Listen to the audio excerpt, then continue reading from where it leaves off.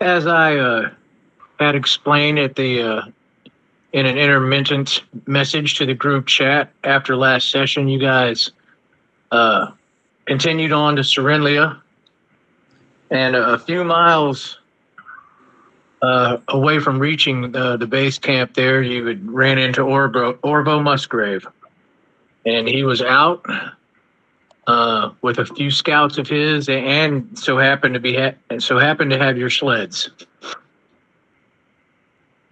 He explained to you that he had been looking for you because when the dogs came back, they didn't know what had happened. There wasn't any sign of trouble, but they were unsure, so they set out to see if you guys were all right. After a quick interlude, since they had fresh packed sleds for you and everything else, you opted to not even return to Serenlia, but start to make your move toward finding the place only referred to in notes as Armory. He warns you before you set out. This is for the folks at home that were not privy to that message, that an abominable Yeti has been sighted in that area, and to be cautious. They are real killers. And he tells you good luck on your journeys, so on and so forth. And you guys begin your quest.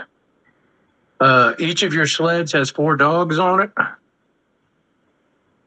So everybody should be moving at a fairly rapid pace. I'm riding with Doggers. Yes. Yes. In your perpetual pimp seat on his sled. And your first few days of travel toward this mountain range, this base that's been pointed out to you on your map, are fairly uneventful. And you'll reach this area in about 3 to 4 days, pending no inclement weather. Which, although it is cold, the weather has been friendly. No snowstorms, no blizzards, or anything of the such the last few days. About midway through your 3rd day of travel, you do come across the first signs of what you were warned about. As you're working your way through the... Can I ask a quick... I'm sorry, I didn't interrupt you. Go ahead, I'll ask you. I'm sorry, go ahead. No, man, if you got a question, go ahead. I'm just laying out today's session. Oh, yeah. So just before we kind of get into it, the cloaks that we're wearing that keep us comfortable even up to minus 50 Fahrenheit in temperature, does that protect us in any way from like any type of cold attack? No. No? Okay. All right. Please continue. I could have added that to those things that, like, there's similar items that do. Boots of the Winterlands, for example. And I've actually thought about that today. I've been considering if you have to make like a saving throw against cold damage. Depending on the type of cold damage, like a white dragon's breath, for example, letting you make those saves at advantage because of the but no, nobody's as stands right now, nobody's cloaks protect them from cold damage. They protect you from the elements, cold temperatures.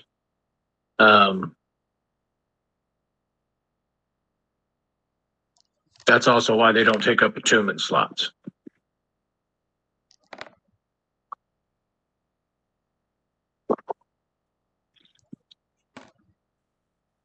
Okay. About midway through your 3rd day of travels, and you're starting to get close to the mountain range in which you want to explore for this place where Jonesy had suggested that Markland traveled to, just by her calculations and where she thought the main city of Aor crashed, where this portion of it might have also possibly broken away from the main city in its fall, whatever. So you know that Markland and his troop located it, so you know it is out here. And he followed the same recommendations that you were given. But anyway, about midway through your third day, you finally spot sign of what you were warned about. As you're working your way through the woods at the base of this range, getting ever closer, starting to get into more of the foothills, you come around a bend, and out in front of you, you see two huge dire wolves. They're crouched in almost like a attacking defensive position, their mouths snarling, their mouth open. But they're both frozen solid.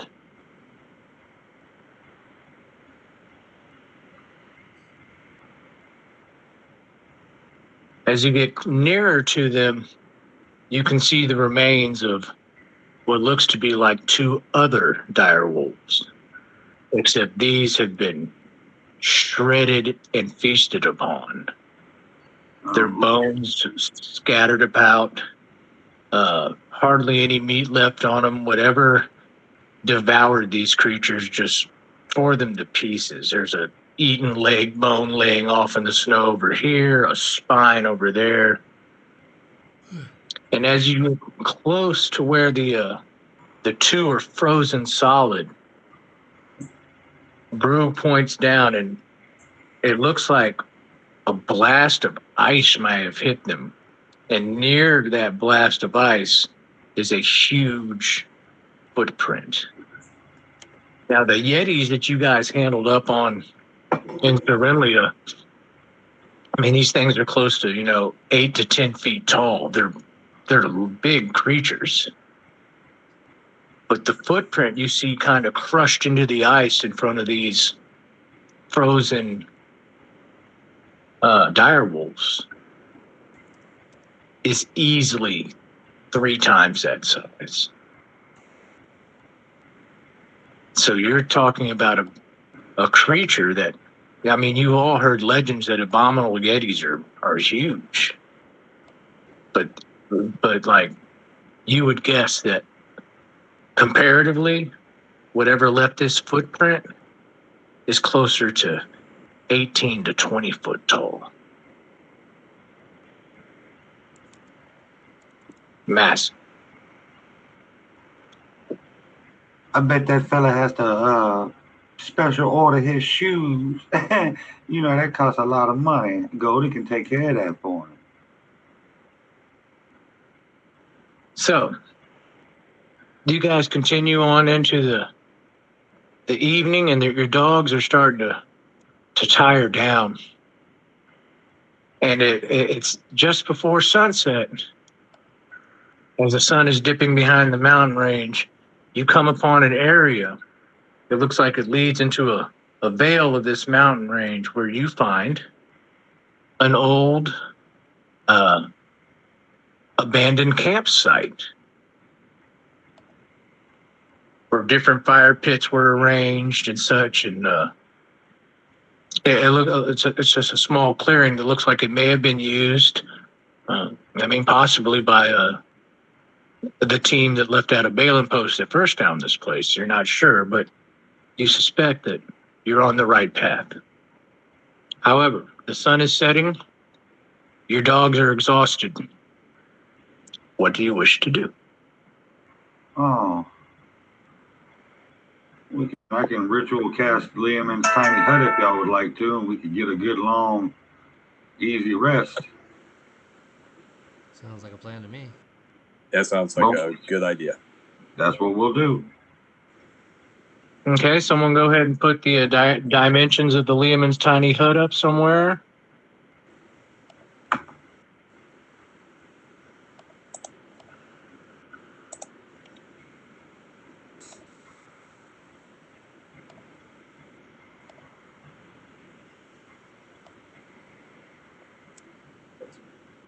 It's a circle.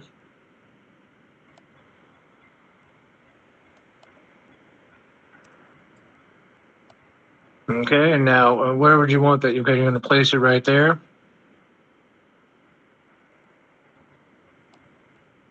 Okay, now your sled dogs, what do you want to do with them?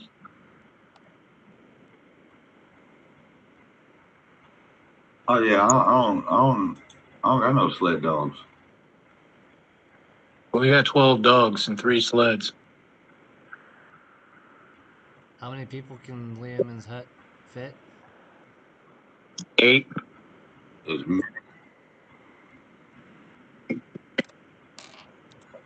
but are dogs the same size as humans? They count as same size as you, medium. Yeah. Oh wow. Well, you definitely pull 4 of them in here then.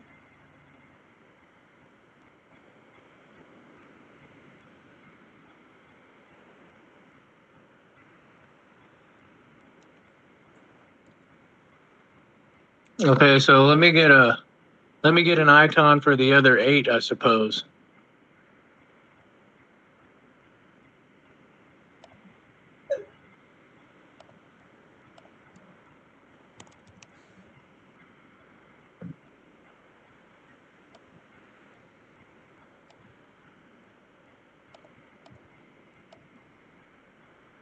Now, with the sun setting, the temperature is going to drop.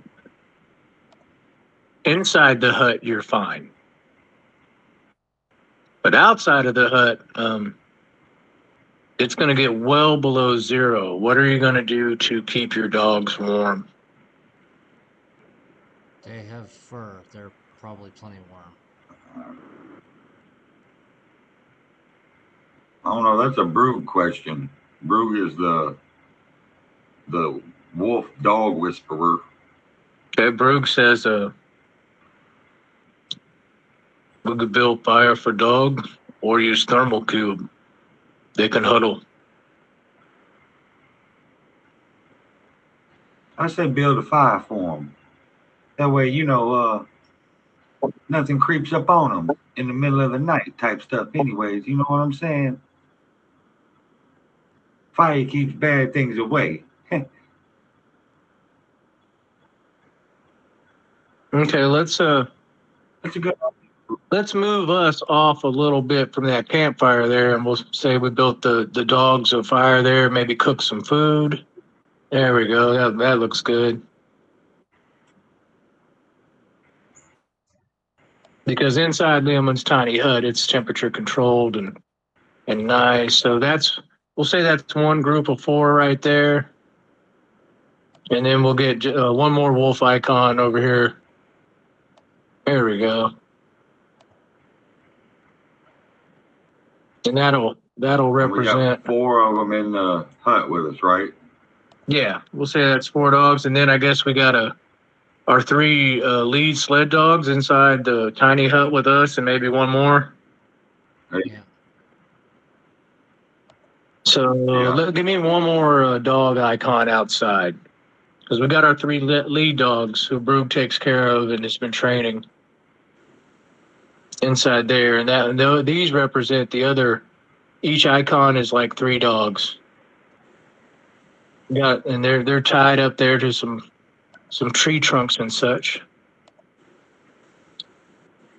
Now, everybody's comfortable, resting, and we're starting to take our rest. So let me see who's on watch when this occurs. Goldie will go first, baby.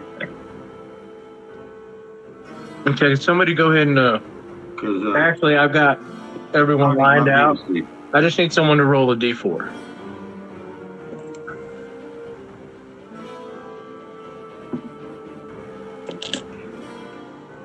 All right, I got it.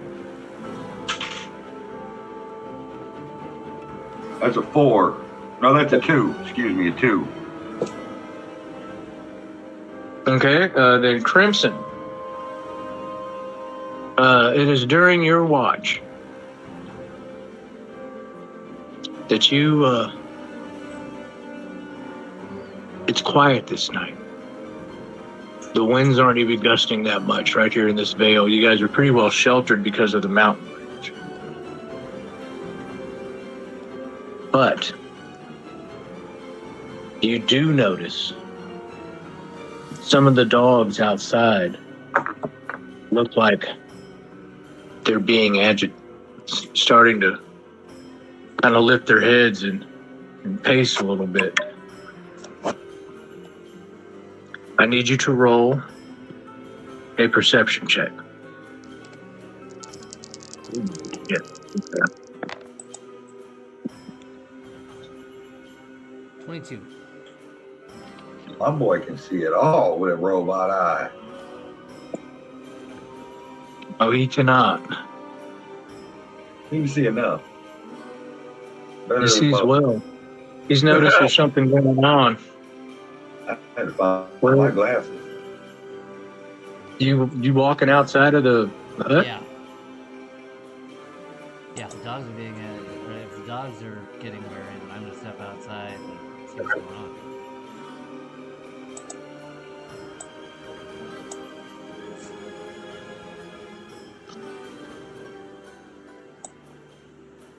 Okay.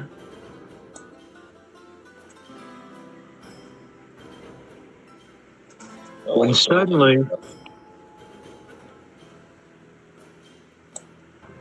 a tree crashes.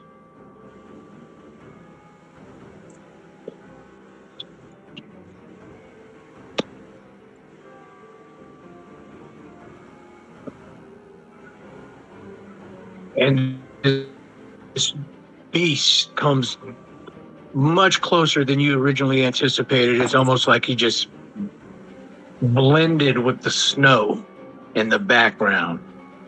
And he charges in and takes a surprise attack.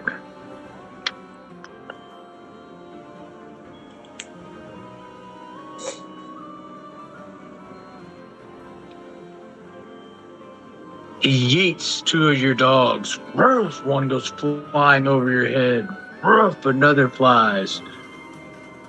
And then he looks at you. I need you to make a Constitution saving throw, sir. 19. And when he looks at you, this monstrosity's eyes. What? What'd you hit? 19. He said a 19, I think. Ooh.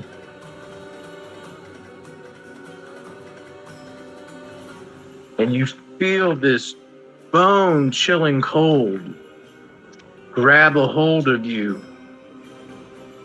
You manage to shake it. That's 11, 12, 13, plus 6. You take 9 cold damage, but you are not paralyzed. Wow. Ruh-roh, George. I need everyone, or depending on what Crimson does now, Crimson roll initiative. Yeah, so I'm obviously gonna yell out. I got a 21.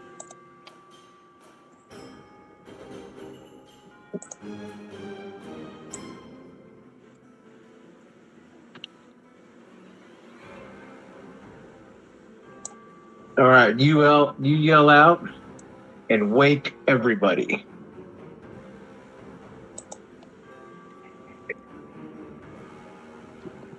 Everyone else roll initiative now. Oh, shit, it's on now, baby.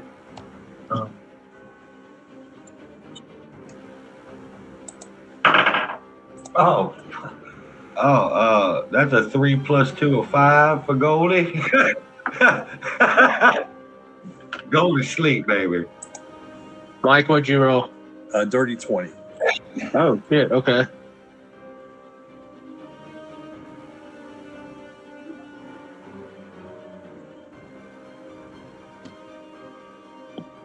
Crimson, you're face to face with this 18-foot towering monster.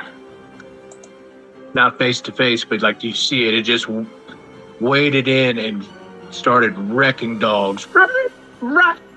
Dogs falling left and right. What's going on with that feedback?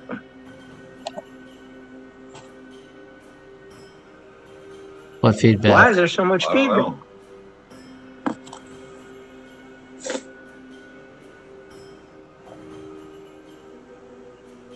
Oh, no one else heard that, I guess. No.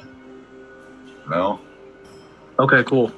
I was just mentioning the dogs getting yeeted, and then it like replayed it real loud and crazy. Crimson, it's your turn. Well, I'll draw my glaive and use my bonus action to activate my Crimson Right. Let's see. I'll take 5 damage from that.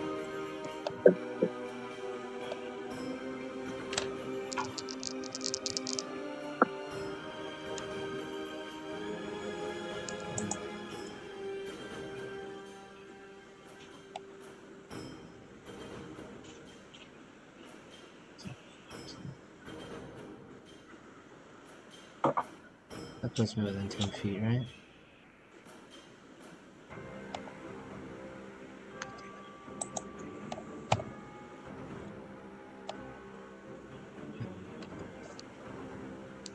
There we go. Nat 20. Wow. Boy. Coming out of the gate strong today. Yeah, you did.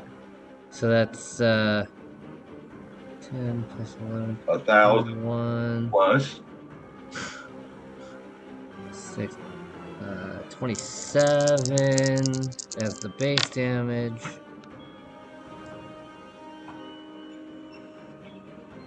Six, 33, 35 damage.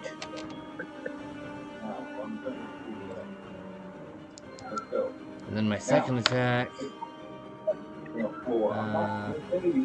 does a 15 hit. 15 hits.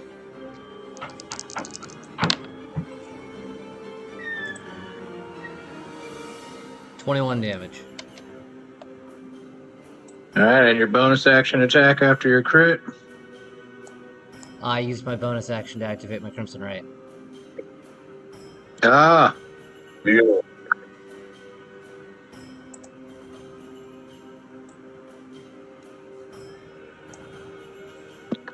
all right, it's the Yeti's turn. Yep. And a 23 hits once. And a 16 does not.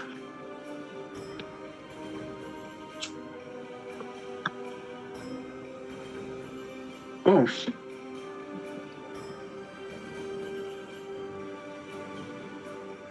So that's 10, 18 plus 7. One claw does 25 damage. Holy shit.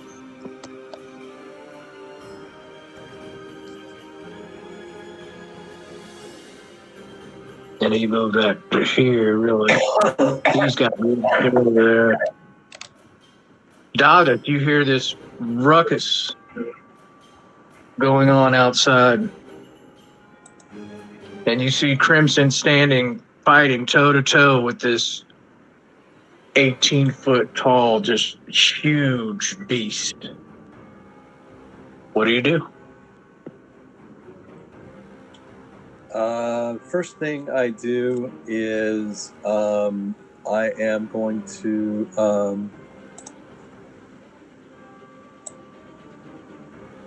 run up next to Crimson, and I'm going to lay hands 25 points. Cool. And as my bonus action, I'm going to invoke my Torchbearer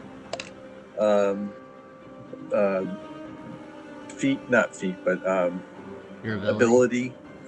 Yeah, so they'll need to make a Wisdom saving throw at DC 13. He fails.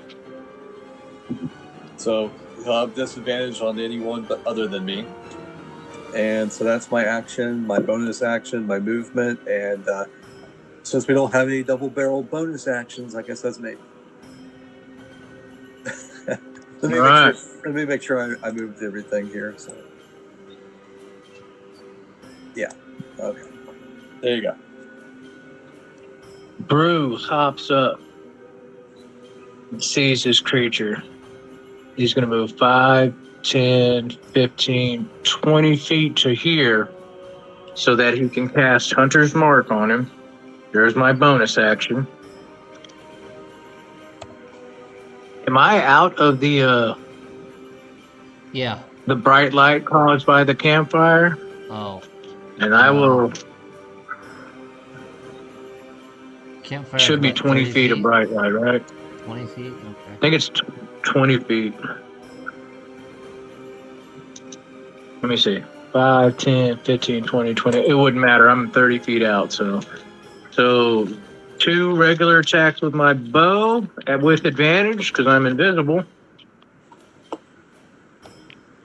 And thank goodness I had advantage. That's 1 hit.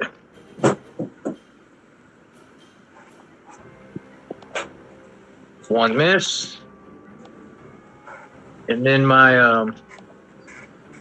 Dread Ambusher attack.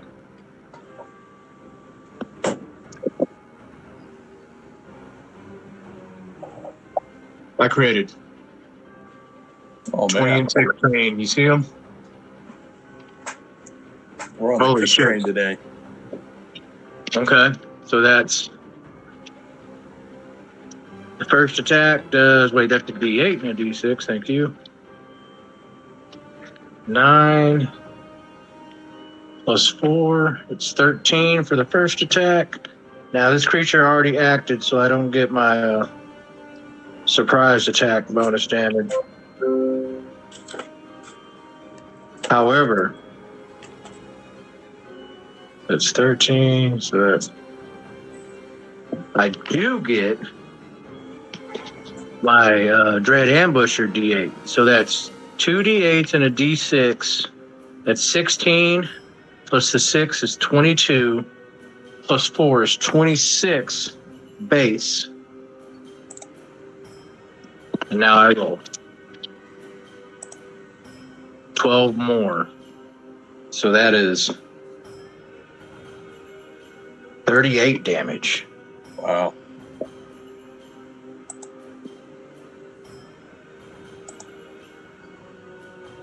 Not even round 1, we've already dealt 90 damage to this thing. We had 2 crits. Yeah, I know. It's pretty awesome.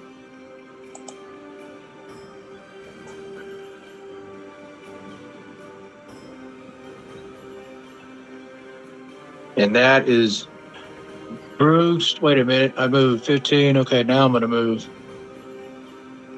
right back inside of this hut here next to Goldie. Goldie, it is your turn. Now, question: if I leave out of the hut disappears, It right? disappears, yeah. Correct. Right. So what I'm going to do is I'm going to move right to the cusp, right here, staying in the hut, just extending my arm out of it Nope. and my face. Nope. I can't do that? Nope. Okay. If you want to cast, you got to leave the hut.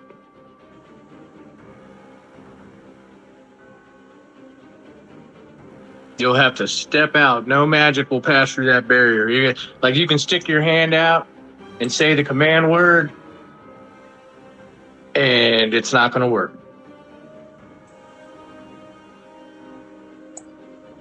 Oh, and I can't do nothing. I ain't doing nothing. You can do a lot.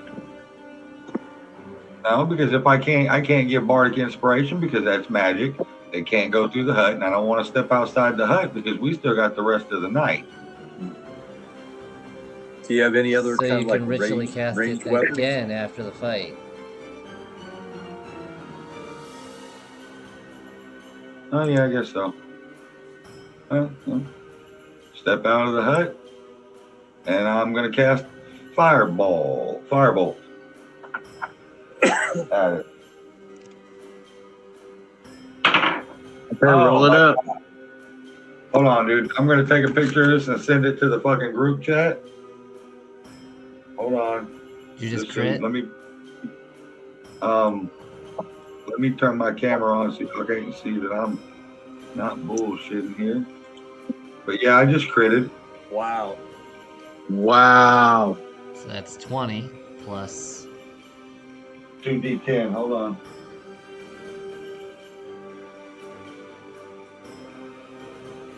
It now has disadvantage on its attack rolls due to fear of fire. Okay, so Holy 2d10. cannoli. 2d10 right there. And that's 10 more points, so 30 altogether. Whoa. I feel like you should have maybe put 2 or 3 of these guys together. Don't give him any ideas, JD. You're not going to feel like that in a second. All right, we're back at the top of the round. It is Crimson's turn. Oh, and as my bonus action, can I want to holler, hold on. I'm going to holler down to Crimson, and I'm going to tell him, you got the eye of the tiger, hope you're ready to fight, because that thing right there is big as fuck, man. And I'm going to give him Bardic Inspiration. Okay. I'm gonna go ahead and use my Blood Curse as a marked. I'm gonna enhance it, doing 1 point of damage to myself. So now I have advantage on this attack.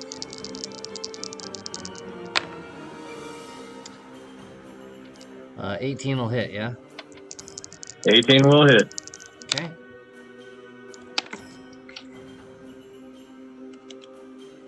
Plus 23 damage.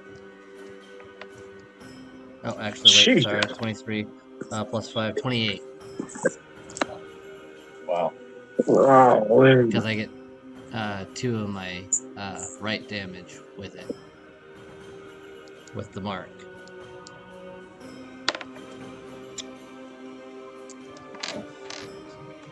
Roll the Bardic Inspiration. 16 hit? Yes. Awesome.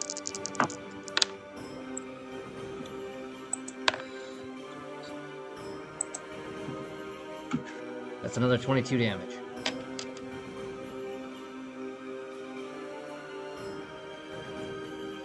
Yeah. Hey. This is in 2 rounds. Wow. Yeah.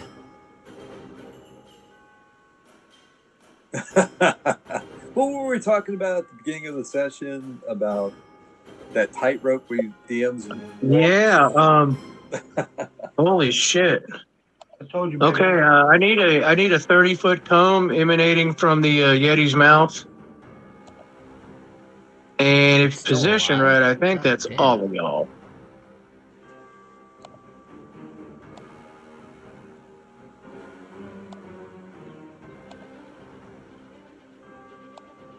Oh, God Let me damn. count.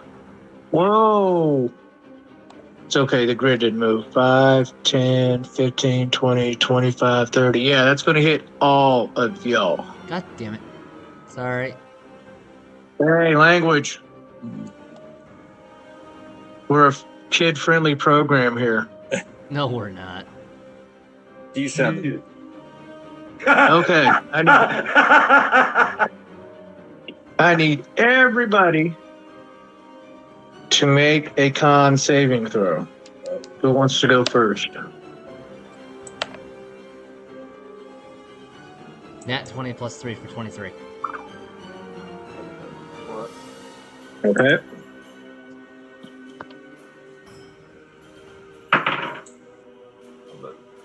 19. Okay. Vigus got 14. Okay. Ooh. Brug got 9. Okay. So Ooh. 1, 2, 3, 4, 5. This is the first roll. There will be 2.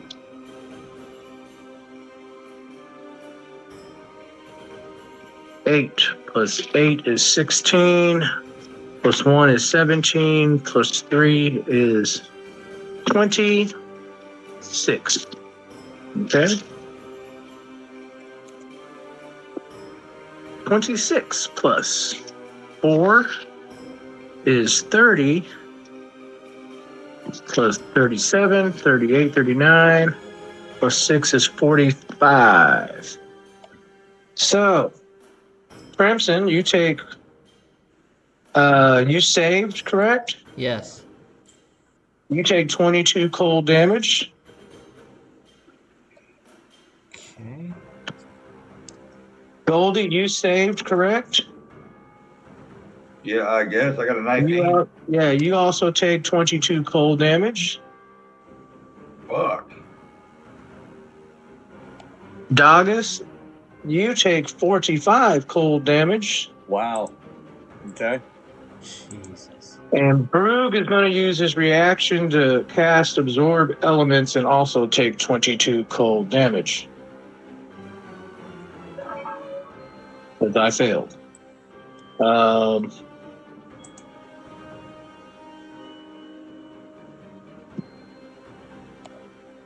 And then this Yeti is going to haul ass.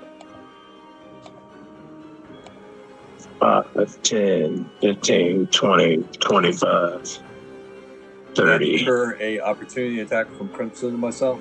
It would incur one from Crimson. You're not, you are 10 feet away from it.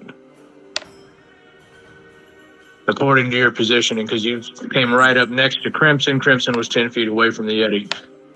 So Crimson does have an opportunity attack. Okay. I assume a 12 is not going to hit. The 12 is not going to hit.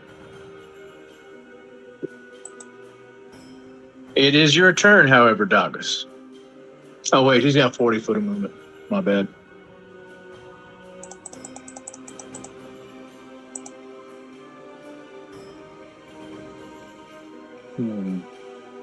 All right.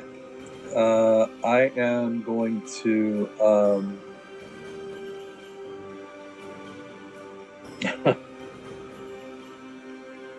I'm going to cast at second level Cure Wounds on myself.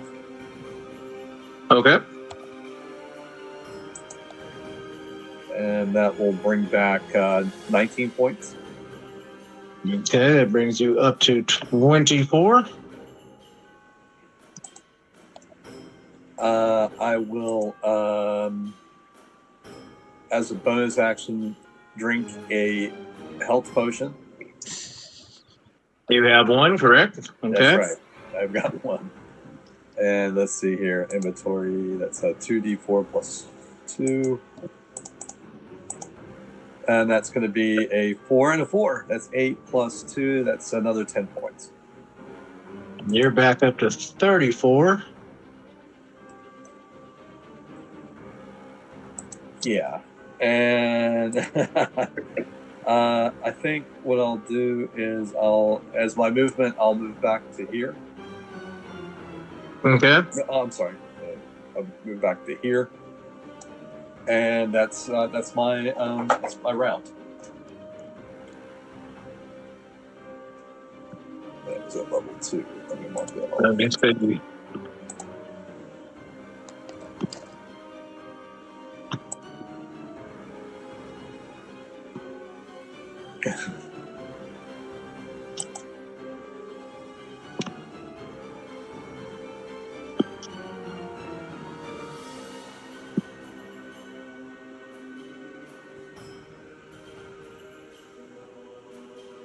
Okay, he's in range. Brug's gonna let fire, man. With his bow, 2 shots. And I missed the first one. a 14, rolled an 8 and a 1. I hit the second one. So that's 1d8 and 1d6. 7 plus 4 is 11. You gotta fucking be kidding me.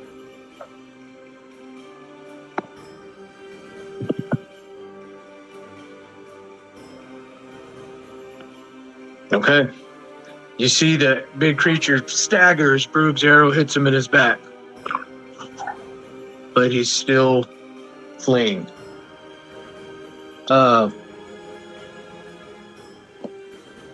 Broog's gonna chase him. 5, 10, 15, 20, 25, 30. Goldie, it's your turn. Oh. I'm gonna move up. I got 60 feet, so how far away am I from him? Okay, so I'm gonna move up to the other side of the dogs here. Right here. So that's, Okay. that's what? 5, 10, 20 15 feet. 20 feet. And I'm going to cast Dissident as my bonus action. I'm going to use Unsettling Words, and I'm going to tell him, damn, you smell so bad on the outside. I wonder if I cut your belly open and let my dogs feed off of you. Will they get sick? Because I bet you smell like that on the inside, too. Nasty thing. Take a bath. And then so 16 plus 4, so it has to be the 20 wisdom save. Oh, shit. He fails. It takes 3d6 psychic damage.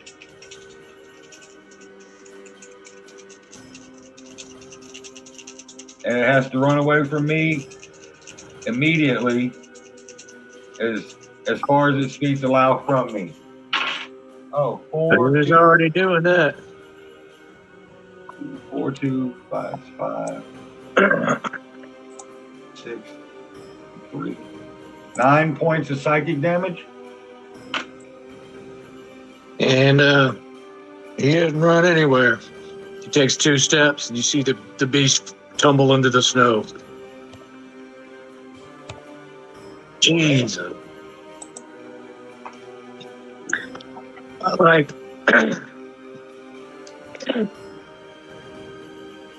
wow. Due to some ridiculous rolls, nobody got paralyzed. I didn't have a chance to use my freezing days more than once. Goldie wants to gather everybody back around and say, you think I can get back to my damn beauty sleep? And I start ritually casting Liam's tiny hut again. That thing, I gave it 200 hit points, and y'all murked it, and that was the end of the 3rd round. I only got to go twice. No, that was the end of the 2nd round. Yeah. Yeah, I was going to say, I was the last in rotation, and I only got to go twice. I didn't Goldie, even, I didn't even Goldie, attack once. 25 hit points. Dogus, you have 34 hit points. Crimson, you have 17 hit points. I got 19. 29. You got what? 19. Where'd the other 2 come from?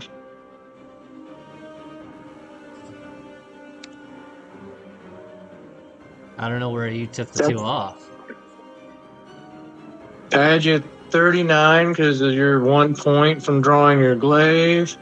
Then you took 22 cold damage. That brings you down to 17. I started at 56. Yeah. Yeah. Then minus the glaive damage put me at 47.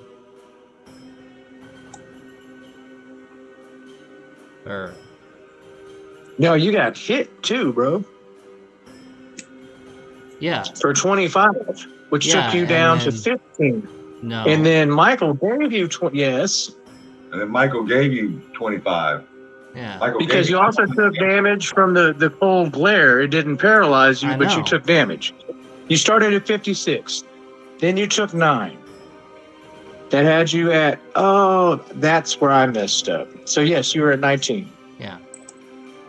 It was the very first subtraction. I got You 29. took 9. You should have had 46. I put you down at 45. Then you went down to 20, or then 25, and then Mike came back, gave you 15 back, and then you were up to 40. You were actually at 42. Okay, you're right. So I have you at 19 hit points, Brug at 37, Dogus at 34, Goldie at 25. Which, as I'm long at as we 20. finish our long rest, doesn't got- matter. 'Cause I got we will have that. 29.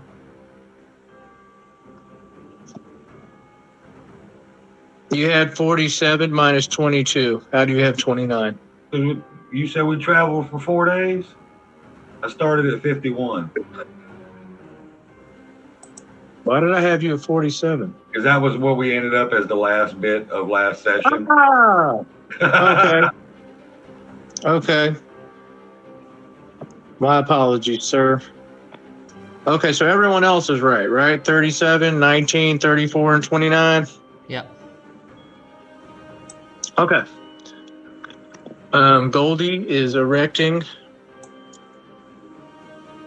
the Lehman's. Liamans. I guess everybody ought to, like you said, gather back in. I'm going back to sleep. You're down a couple of dogs that are dead. Only 2. So that leaves y'all with 10 dogs. Okay. Yeah, you might want to get everybody in there that's in there.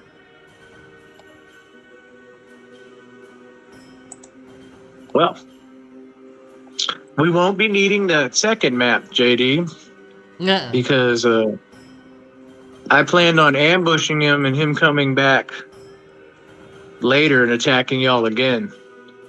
But I didn't count on getting. Is an undead abominable snowman? No, he was going to take a lot of damage from you guys, which I already knew he would, and then flee. I actually did this because I was giving y'all a chance to gain immunity to his cold gaze. Uh-huh.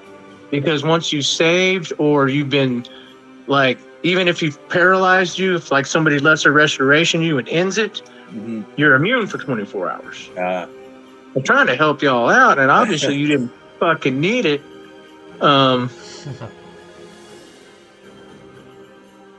So would this be considered wow. a short? Would this be considered a short rest? I can expend some hit die for. It's a healing long ability? rest, Should dude. be for a Oh, long it's rest. Oh, okay.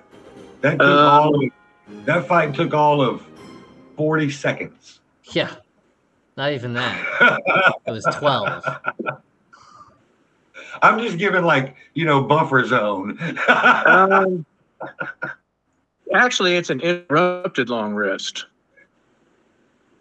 What are the rules on that, Mike? You've done this before. No, well, uninterrupted would be, then you can consider it a short rest because you only need an hour. You need a full 8 hours for a long rest, uninterrupted.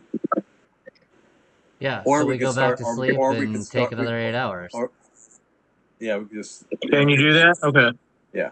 Wasn't sure. All right. Cool. Alrighty. Shit, that was fast. Okay, we're gonna move through this today. Okay. Okay, let's roll. So everyone's back to full now? Yep. Holy shit. You guys. That was crazy. Well, three critical hits. One being my Dread Ambusher with an extra DH stacked onto it. Definitely made the difference in all of that. Yeah, this thing should have. Wow. How was I I'll be right worried back. about I'm going to grab a quick cup of coffee, all right? it? Why was I worried about it? I don't know. Okay, so I did like 50 damage. let me on the rewrite first- y'all's stats. Yeah, I figured Crimson would use some of his potions that he has. Didn't even drink one. Potions? Oh yeah, the Thrian potions. I'm like, I don't have any potions, but I do. Yeah, Really, bro? yeah. You don't have any potions? No, I have the Thrian potions and one healing potion apparently. Do you have a healing potion? Yeah, I do. I didn't even know that. I knew Mike had one. Goldie ain't got shit. He learns to stay the fuck out the way. Yeah, I think the one that I have, Goldie originally had and gave to me. Cause I stay out the way. I know where I know my place in the lane. I get in it and stay in it. In the rear with the gear, baby. Okay, I need like 30 seconds to look something up. Hold on, because obviously, if I don't, y'all are gonna fucking waylay.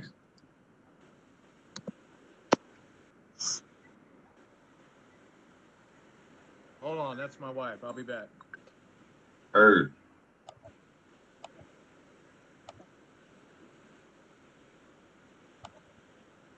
That was pretty easy Yeti there. Yeah, Kind of like taking on the pack of them. That took longer.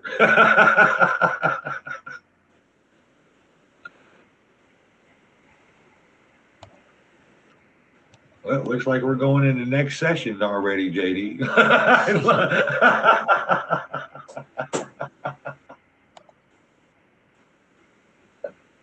uh,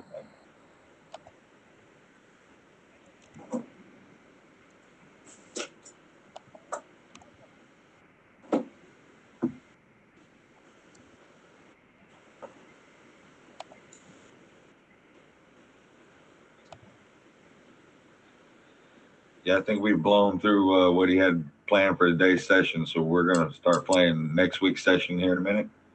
no, no. He has tons more.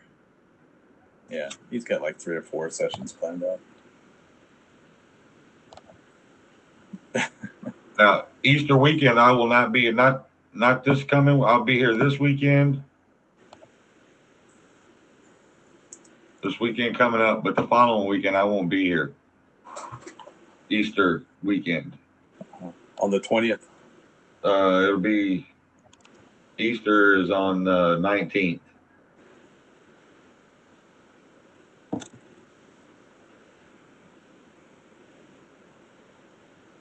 Yeah, I think Easter is the 19th. That's Sunday. Yeah, Easter's on the 20th. Oh yeah, whatever.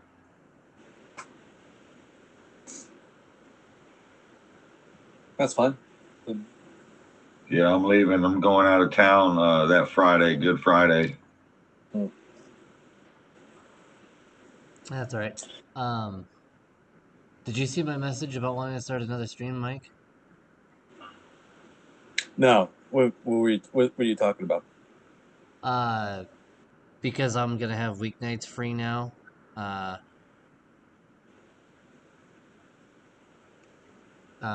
was thinking about starting a second session, Oh, okay. doing like a cyberpunk game. That sounds fun. Count me in. Okay.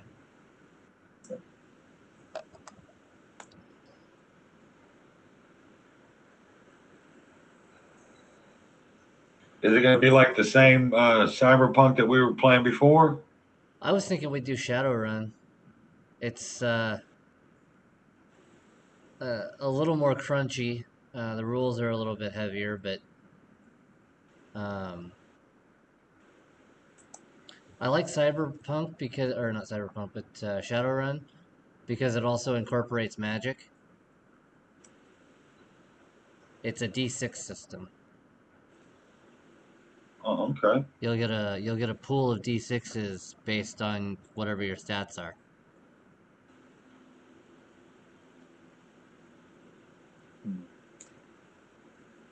What where so we don't have any books for that, so how would we I have the books. I'll send them. Okay. Well, interesting. I'm always game for something new to play. Now dropping phones. Coolness. Okay, I am gonna smoke half a cigarette and regroup. Boo. Um, Boo. Why are you trying to put out the fire, Rock? We're on a roll. oh, we're gonna keep rolling. Don't worry. Do not worry. We might get through everything I got set up today, which should be awesome. I told him, I said, well, I think we got through Rocky's session already, so we're gonna start playing next week's session here in a little bit. Well, I actually broke into two. But that was so fast, like, yeah. We're gonna dive right on in there. That was a wow. That was a wow. That was a wow opener right there. Y'all just fucked off a 200 hit point abominable Yeti in fucking 2 rounds. Yep. I am afraid of this party now. But let's hope that what I have planned is nice and fun for everybody.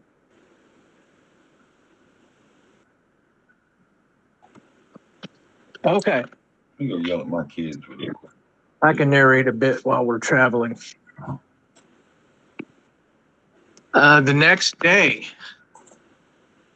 after everybody gets their long rest, you're unbothered for the rest of the evening because basically anything that would have been in that area is not in that area due to the fact that an abominable Yeti had been kind of mapping out his new territory and thought he was going to get a little puppy chow, but ended up getting his wig split. So the next day arrives and that happened in the middle of the night. So you guys complete your long rest. A few hours after sunrise that morning, Brooke and Goldie wake up because they're the last ones to need that much time.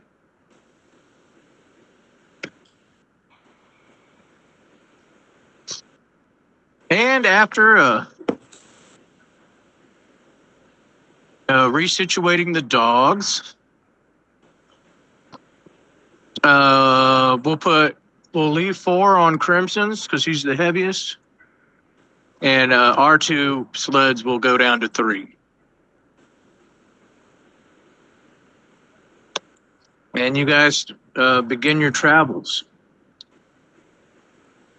As you work your way up this mountain pass, go ahead and about another day's travel in, right before sunset.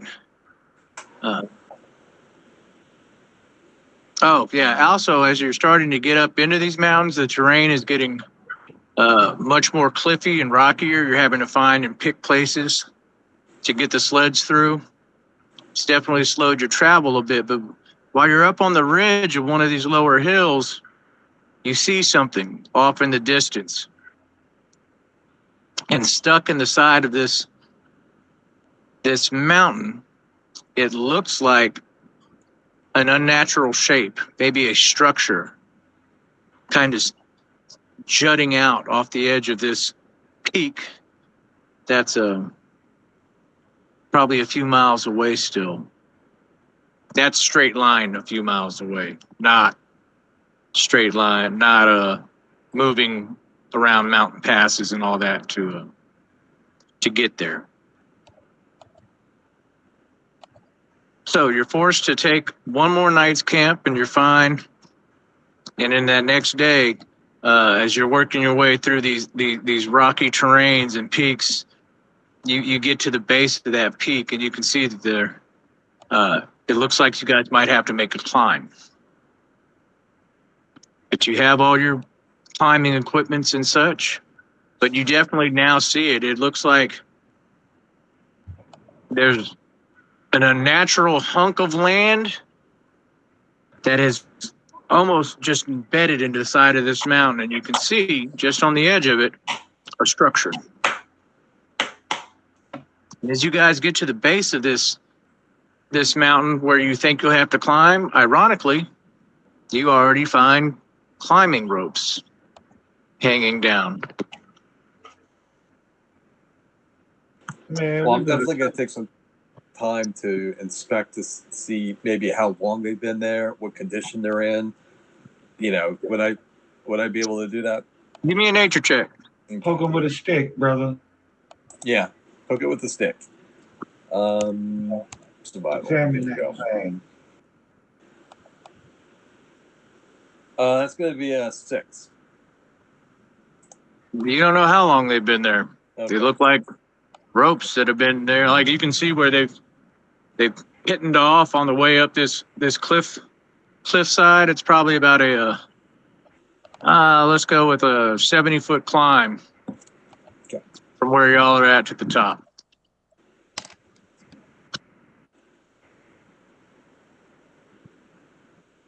But there's several ropes, so go ahead and give me an insight check.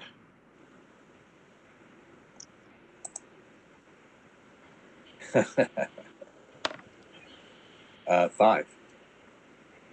25 Okay. with a nat 20. All right. All of us? Damn, I might have got that nat 20 interview today. All right, this is Oh, that's a 1 + 1, 2. Crimson. You know by that many ropes that a decent sized team probably made this climb. Not 4 individuals or anything like that, because that would only really require maybe 1-2 One, ropes at the most. You know, 1 rope really tied off in certain areas too. So you have a pretty good intuition that this was left by the team that retreated, Markland's team. Same as the camp you guys found. So due to your intuitive and hunting skills, you all go ahead and just give me a couple random athletics checks. Make sure nobody takes any fall damage.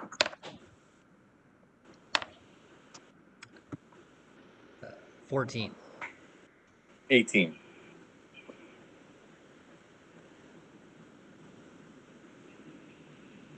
John, are you muted?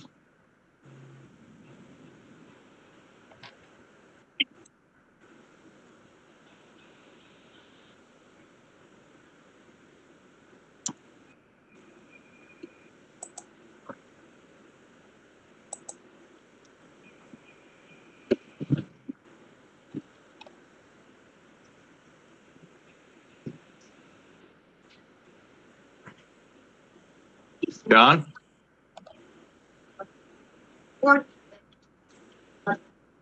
John, you're muted.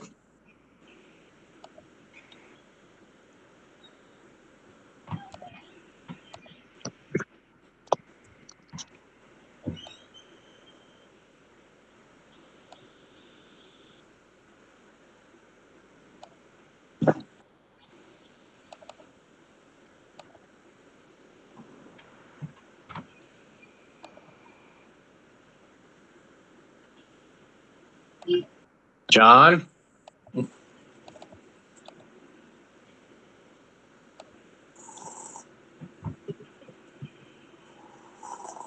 No, take that. I don't want them maps shown yet. I just want the one we're on right now. I know. Okay.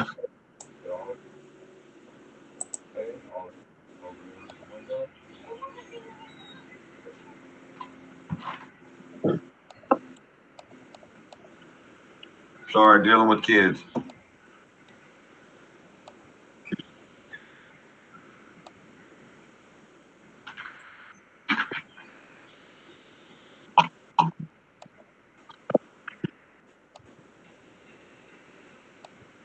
All right, what'd I miss? Make an athletics check. Oh, that's a plus.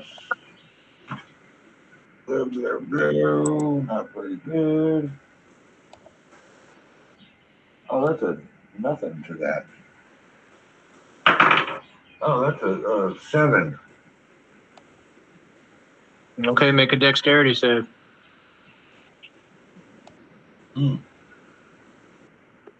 good on that. Oh, 30-20.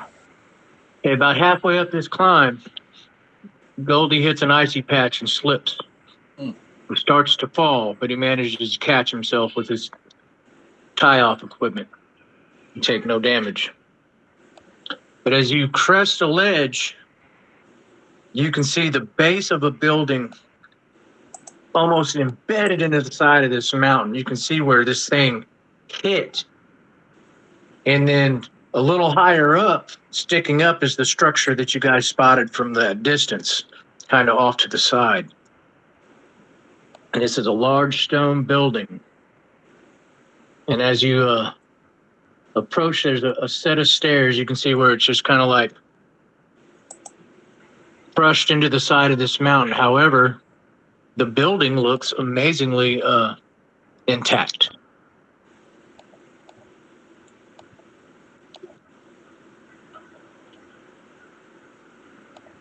So, what do you wish to do?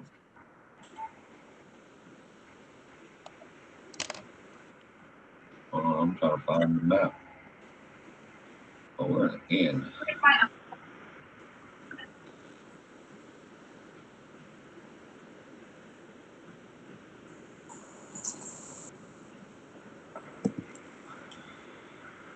How far are we Oh. from the structure? You're right at the base of it. At the base of it? Okay. Like, you see that stairwell in front of you? Yeah, Like, you're at the front doors. I got you. Gotcha. Okay.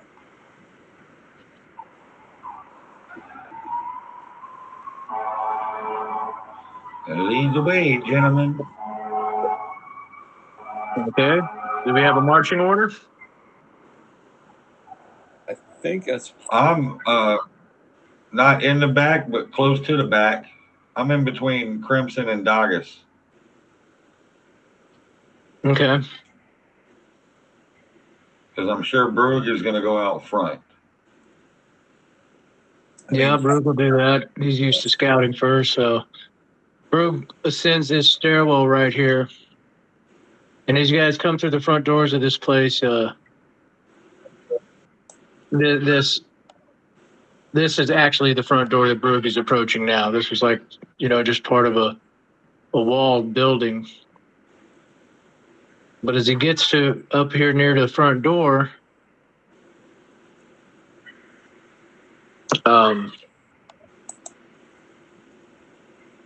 he goes to push it open, and it's ajar, and it opens. And as you guys come up the steps here, you can see it leads into a chamber. And in the middle of it, this chamber is magically lit. There's light inside this building, though it's not emanating from anywhere. And in the center of this chamber is a statue. It is a statue of a warforged with angelic-like wings on its back, and a placard at the base.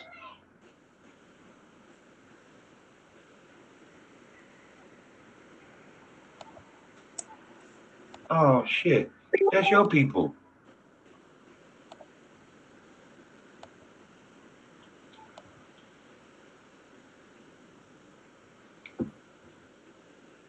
Brugge Got tries to Crimson read on it. his leg. That's your people right there. Look at that. He look right. He cannot read Draconic.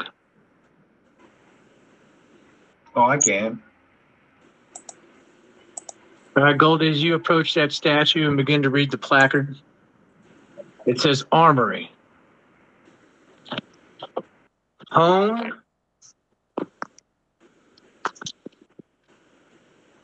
of home of Airmatronic Advancement and AIRS, AIRS. What do y'all wish to do?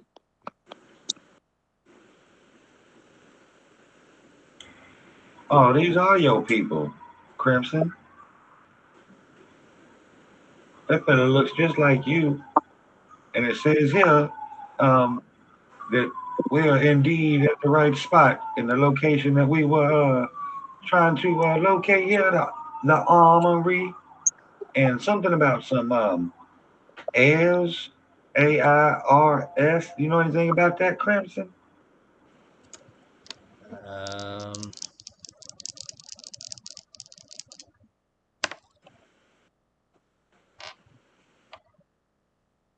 17 on a history check. You wouldn't know anything about it. Okay.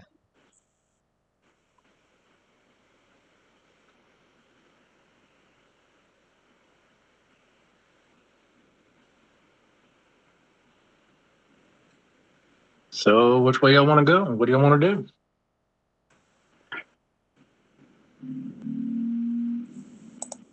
Let's see. Can I investigate the statue? See if there's anything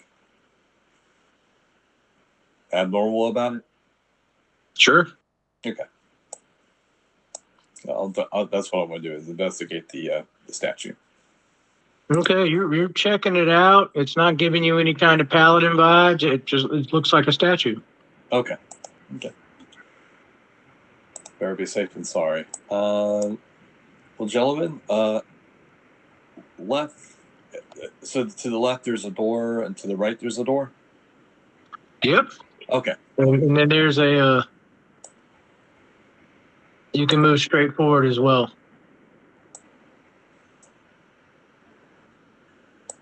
All right. Well, I don't want to metagame this. Gentlemen, do you want to, and late, do you want to go left front or to the right? I don't care. Y'all lead the way, baby. Brugast Crimson, do you remember this place? I don't know, do I? No. You weren't created here. Or at least you don't recall it. I remember a saying that right is wrong and left is right. So how about we head left? Okay. Great man said that. Yeah. Wise. Very wise. All right, Doggus, you try that door. Yeah. Okay, it opens up and you have a hall to your right. And it looks like an entryway to a something, or maybe a meeting chamber or something ahead. From where you're at. Can I listen at the door, see if I can hear anything behind the door? You don't hear anything in there. I don't hear anything. Okay. I whisper back to my group, I don't hear anything. And I I open bet the door. not. I bet nobody been in here for a long time. And I open the door. Okay, as you open this door, as I said, it looks like a lush meeting chamber with two large oak tables. Mhm.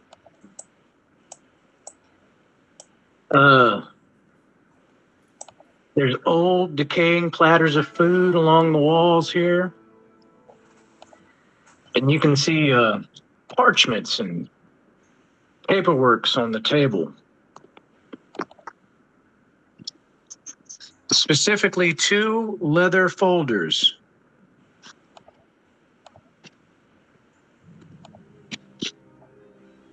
Well, I pick up one and start looking at it. Okay.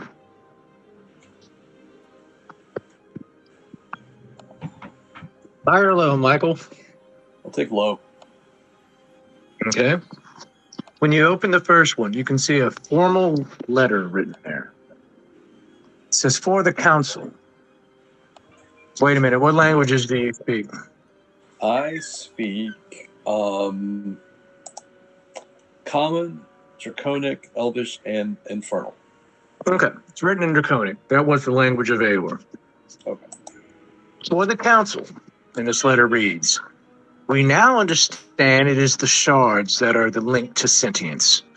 Whatever they possess when integrated within the animatrons during their creation gives them a consciousness beyond those of standard construct. We've even found the shards can give sentience to minor integrations, as we have found with Docent. Remarkable breakthroughs. Yet our supply of these is spent, and we will require more of them to continue our development. I trust our relationship with the Fae Consulate is still in good standing, and hopefully we can establish an agreement for more of them. The Gearkeeper defense constructs are as effective as they've always been and will continue their production.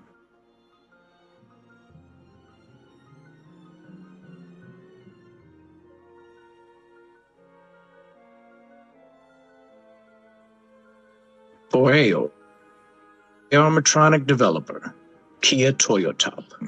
As always, I'm grateful for everything we may attain in these regards. Our advancements will keep Aor the pinnacle of defense for centuries. And then you see what looks like Okay. a list, an inventory behind this letter off to the Let's start side. reading down the list. It reads, arm blades, docent, underlined, arcane propulsion arms, Vox Seeker, Gearkeeper.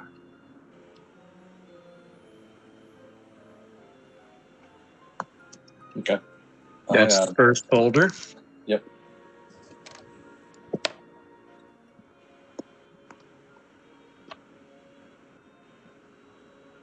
Yeah, I'm reading it aloud to the group.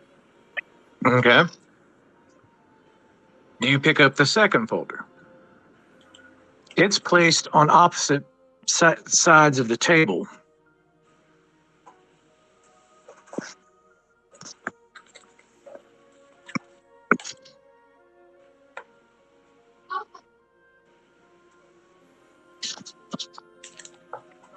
Yay, nay. Yeah. Okay, as you open the second folder, it's presented much in the same manner. It says, for the council, with a cover letter. The Osprey is the first of its kind, an exemplary model of ingenuity and effectiveness. By combining the magics of a folding boat with broomstone technology, we have been able to create a vehicle capable of multiple functions, from troop transport and evacuations of small platoon to insurgent missions of a small squadron. It is an undeniably effective vessel that should be immediately fully funded for mass production. In its unhatched form, it weighs nearly nothing and is easily carried by a single person. The hatchling form, as I call it, can be deployed over water or air, allowing a small squadron to deploy into any situation as needed. And lastly, Mobile Nest, featuring the same capabilities as hatchling, yet a greater carrying capacity. I welcome you to the facility to inspect our work here, as I believe your satisfaction will be imminent. We offer the council what we've proudly named AIRS, the Aeorian Insurgent Response Squadron. The armors and other innovations created significantly bolster these capabilities. I understand our sister facility is making great advancements in aeromotronics as well, and also require scarce funding. Yet I am convicted in this matter. We are at war, and this is an edge Aor cannot afford to squander. Sincerely, Chief Creator of Broom Technologies, Battlesmith, Rybold Fliggenflop. All right. I scour the table again, see if there's anything that we may have missed, just to see if anything else is left on to where we found those cases. Well, besides those two letters, like I said, formal folders, almost like you're starting to get the feeling that this is kind of like a board meeting room right here. This is where these two division heads have their propositions. Oh, my bad, Michael. There's also an inventory list here as well. Okay, we take a look at that. I gotta find it. Hold on. Daddy. Oh my. It says armor of weightlessness, balloon packs, returning weapon with the parentheses rally, animated shield with the parentheses flanker, the osprey.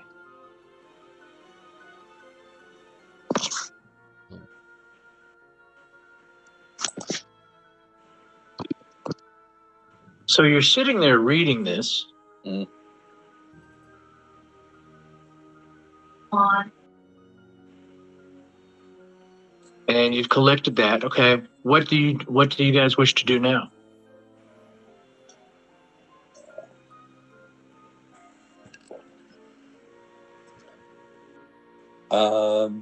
If you inspect the room and yeah, like I said, you can. There's a couple of. Okay, you move up into this room. Mm-hmm.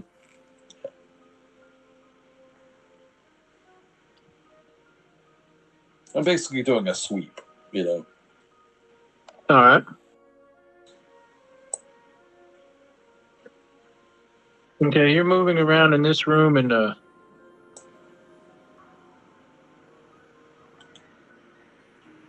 it looks like a possibly food storage or something here. Large crates. Yeah, definitely a storage facility of some kind. And if you inspect any of them, you just find old food goods and such. But go ahead and give me a perception check.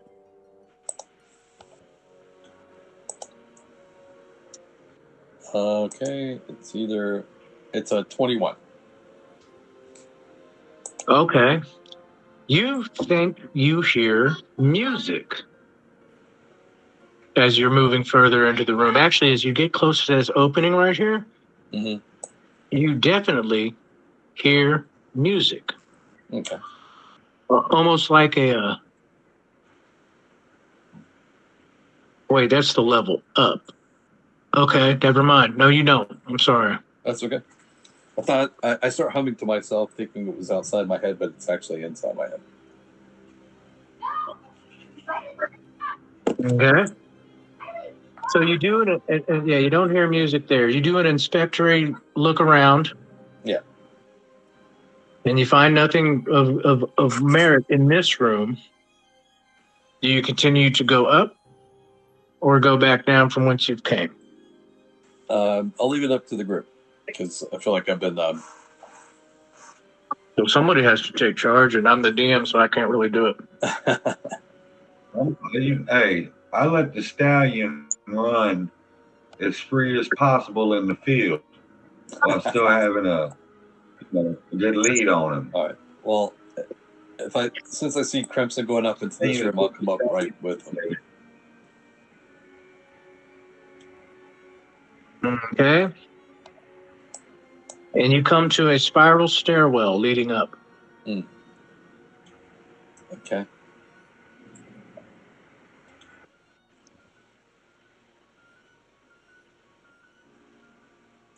Well, what do you think, Crimson? Do you think we ought to go up or go back?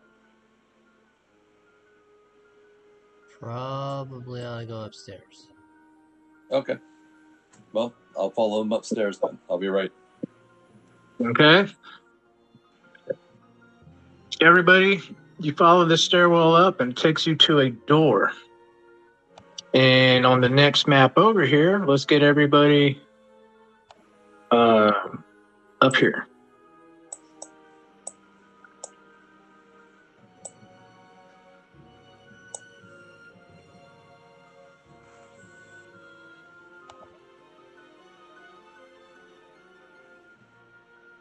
Do we notice the distinct difference in the environment as far as like furnishings and style, or is that just a kind of a liberty of that type of map? I mean, is it? Do we notice that distinct difference of like furnishing style difference?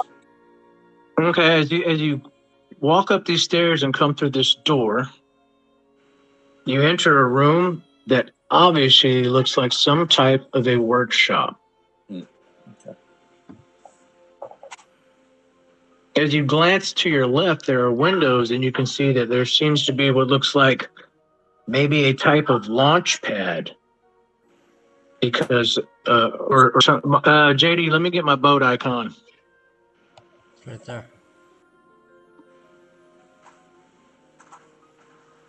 Okay, now let's make it big, please.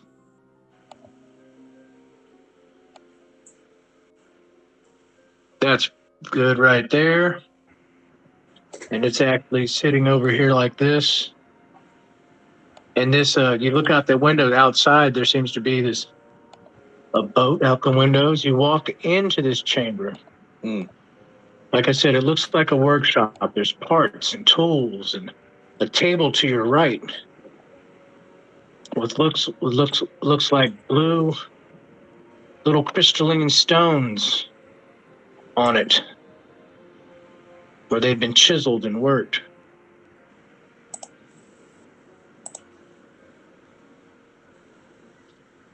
Huh. Go over there and Dora the Explorer those stones. They appear to be turquoise in color, but dull. Are they like fastened to anything, or are they just No. laying on the table? It looks like somebody has been like shaping them, chiseling them, cutting them.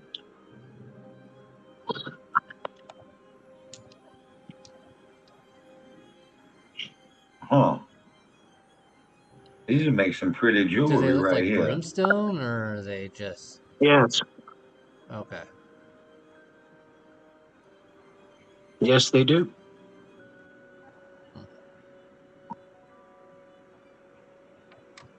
Brooke's gonna walk in here cautiously, kind of looking around.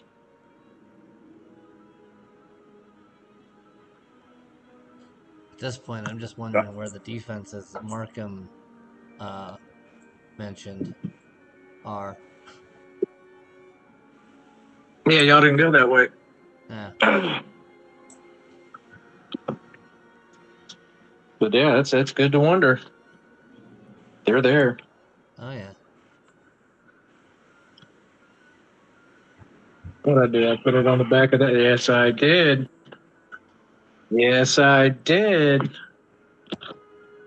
59, 56.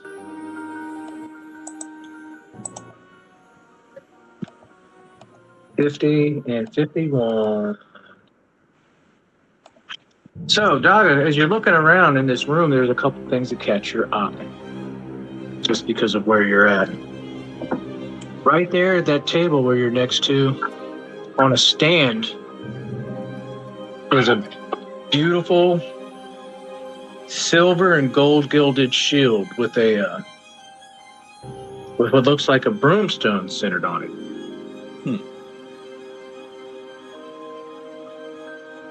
Across the way there, as Brooke walking over, there's a gold-hued suit of plate mail with a broomstone centered in its chest.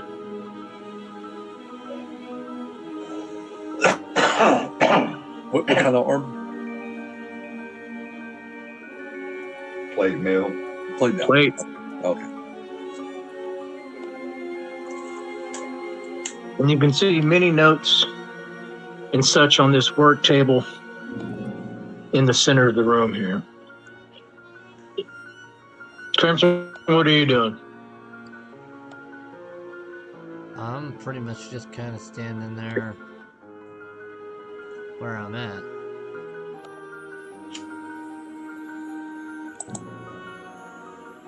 Okay. Where y'all want to go? Walking around. Look at stuff. There's stuff to be found here. I'll take a wanna look look at that shield. I'm a shield. big shield person, so I'm looking at all these bookshelves, and then when I'm done here, I'm gonna go behind this little bar and see what's back here. Okay, Brug is walking over here. He goes up these steps. And he sees all these, like, he gets about this far and kind of bumps into something. Bump. There's like this almost invisible barrier blocking the corner of this room off here.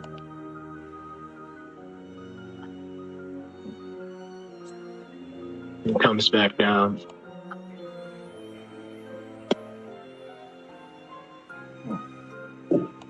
Dogus, as you're inspecting that shield, Mhm.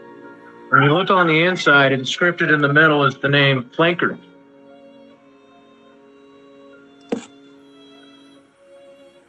Oh, that was the name I gave my pet monkey when I was 7. I also look at the plate mail and see if it's the same kind of like if it's like a set or if it's has anything to do with each other.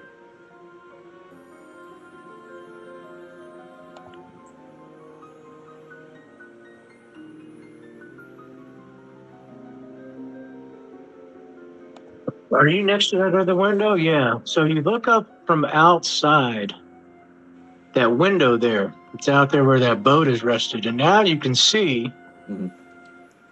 standing at the wheel with a worried expression. Looks like he's looking back, calling. Is this little gnome? He's wearing leathers and he's got all these tools and stuff tucked in, and he appears to be just frozen at the helm, and he's like shouting back. But in a catatonic state.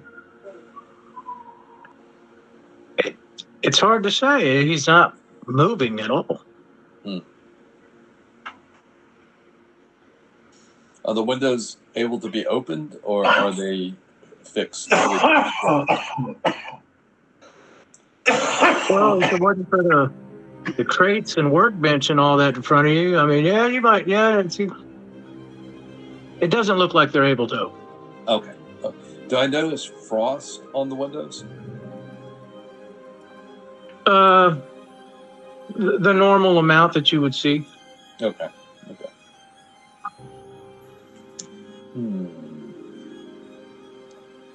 Oh well, y'all are too damn slow. Let's get this show on the road. All right. Make perception checks. Okay.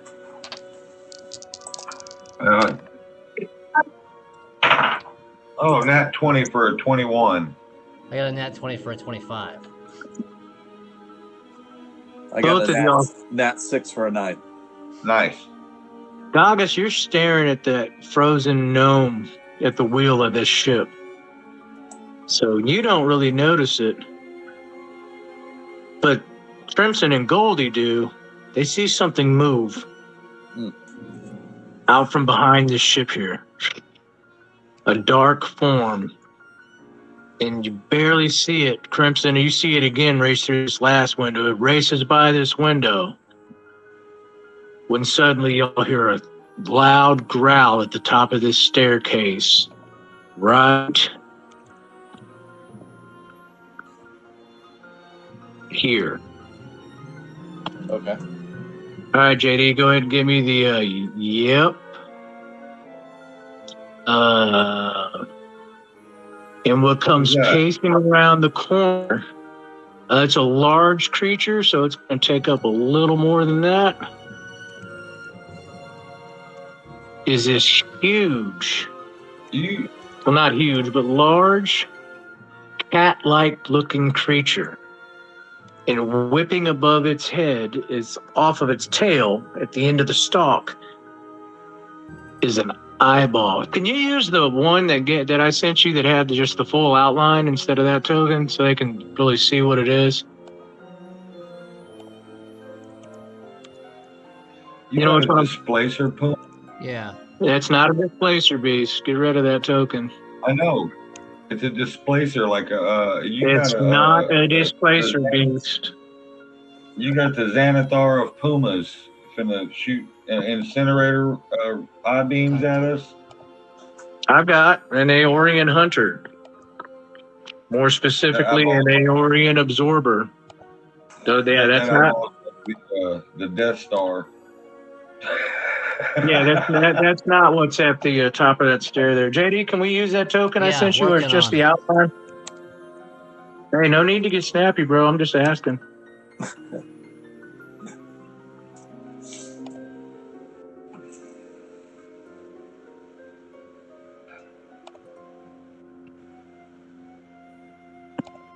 Has anybody seen the new 2024 Monster Manual? Yeah. Is it any good? No. You know, is it no? Yeah. Don't waste your money. 2024 is just whack all the way around. Yeah. They just made changes for the sake of making changes. There's no value benefit. There we go. Oh, that's crazy looking. Wow. Yeah. And this thing comes slowly stalking around the corner. I have never Everybody seen- roll initiative. Now it's go time. Now I'm glad I'm behind a counter. Oh, 2 plus 2 is 4 for Goldie. Oh my goodness, Goldie. I'm 16. hiding behind a counter, buddy. Crimson at a 16. Mm-hmm.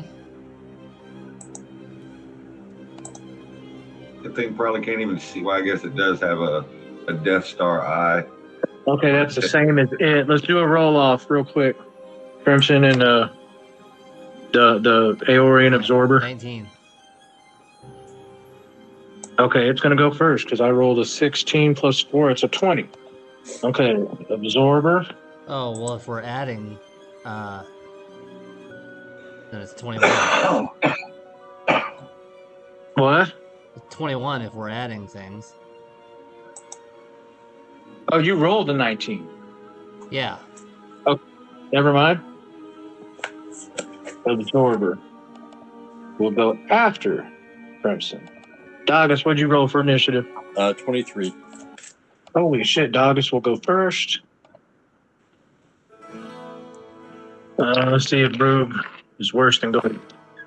Oh, no, Brug goes first with a nat 20 plus 7 with the 27. Yeah, baby. And then Goldie ends up at the very end here. Okay. Brug sees this thing first. And Hunter's Mark, bonus action. It hasn't acted yet. So I get my surprise attack damage added to this. And I'm going to pull my bow and fire. 8 plus 7. That is 15, and that is a miss. And that is a miss. And that hits. Okay, 13 plus 7 is a dirty 20, so that's D8, D8, Hunter's Mark D6, and then 2 D6 from surprise.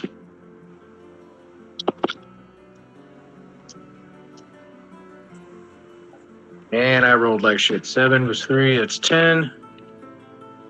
15, 16 plus 4 is 20 damage.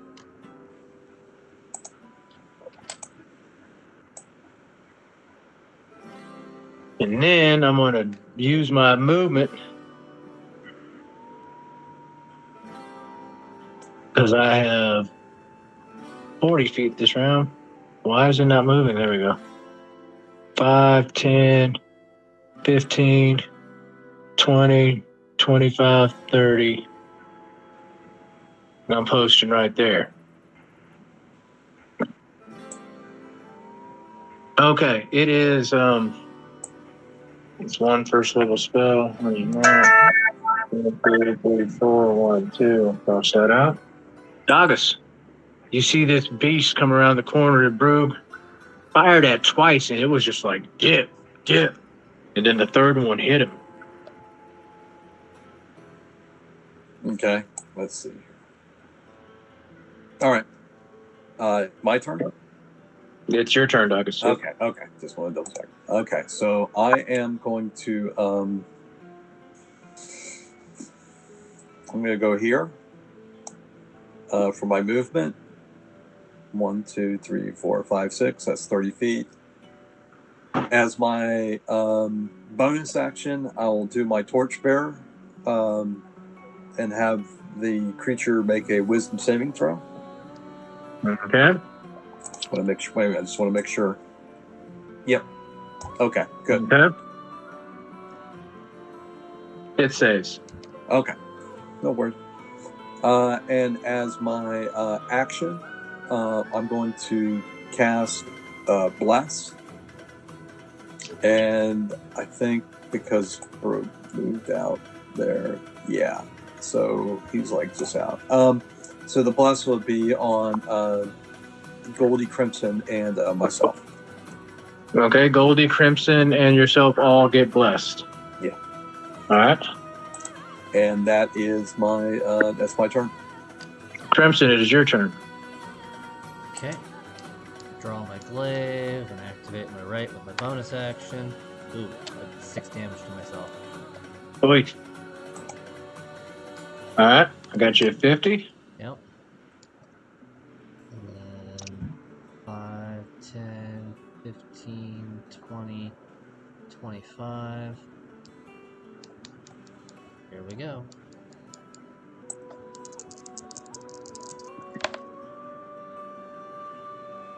Does a 15 hit?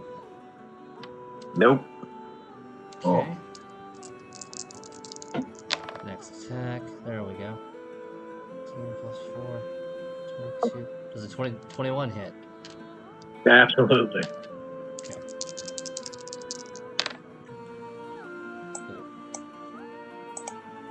21 damage.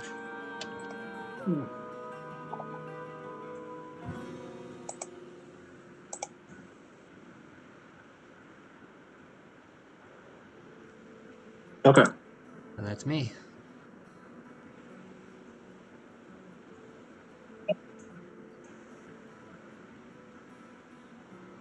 It's the Absorber's turn.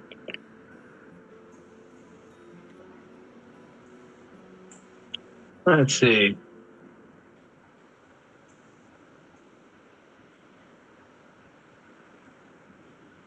Who's he going to attack? I guess Crimson because he's right there. 5.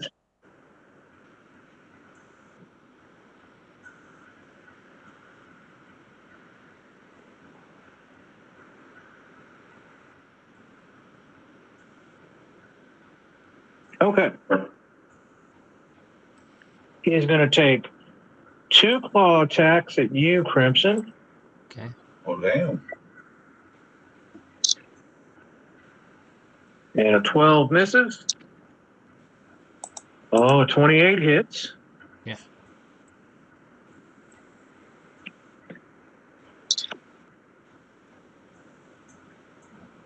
You take 10 slashing and 4 force damage. Ooh. Oh, Okay. All right, George.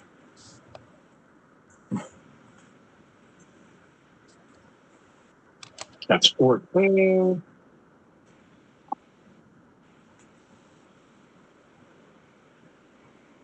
Like that. Make sure my math was right on that one.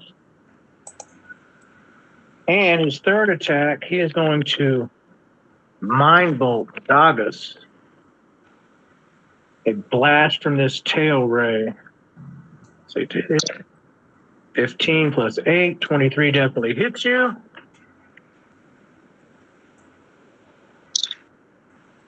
Ten. Holy shit. Dagas, Mm-hmm. take 18 psychic damage. Good Lord. Well, that's crazy.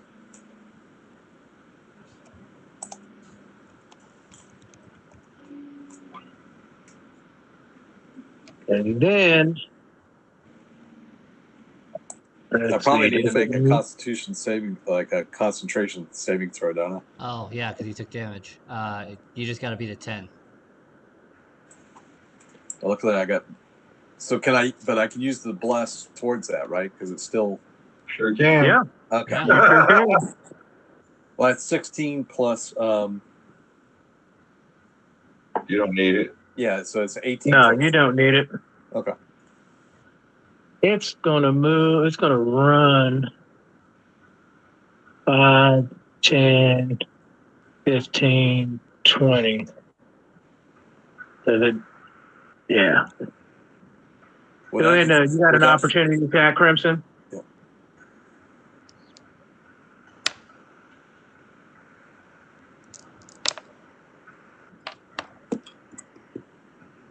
Uh, 21 hits. Yes, it does. That's Armor 25 class is damage. 16. So. How much? 25. Holy shit.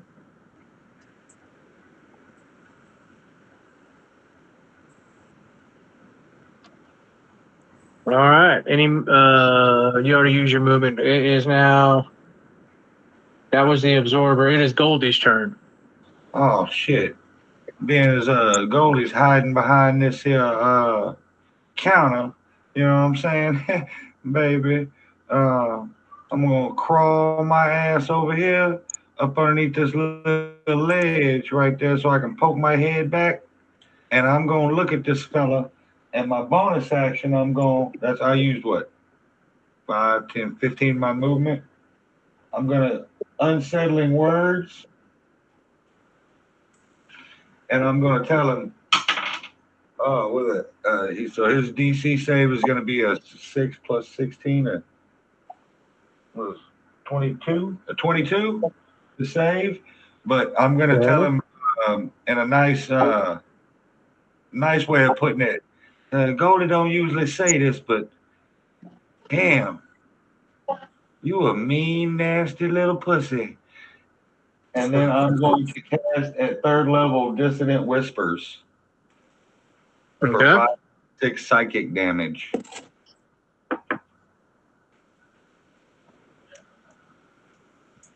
He passes. Shit. Okay, he takes half.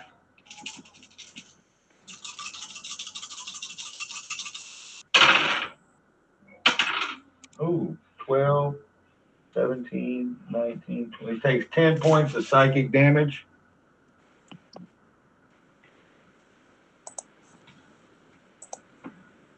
Okay, Goldie.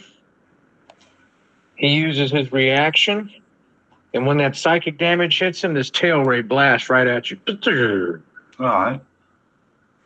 You're within 60 feet. I need you to make a dexterity save. All right. I get a +5 for that. 18. Ooh. This beam flashes right over your head. Good thing you're living. The rest of my movement, I'm going to crawl my ass back down here. All right. It's Broog's turn.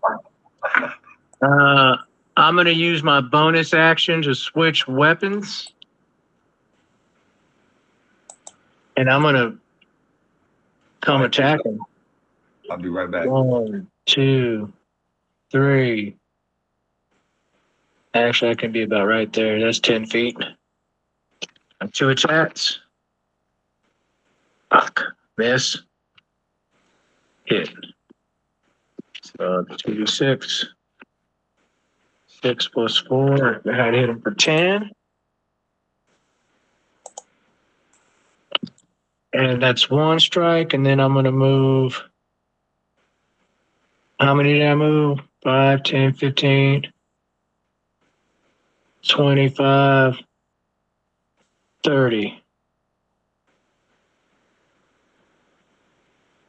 Davis, it's your turn.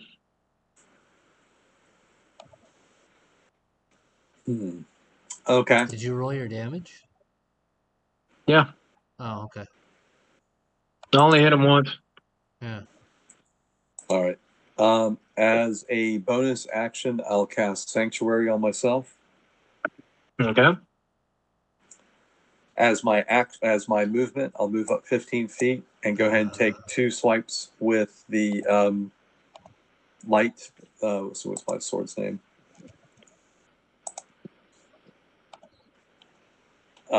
With Lightkeeper, which is a Okay. silver magic item.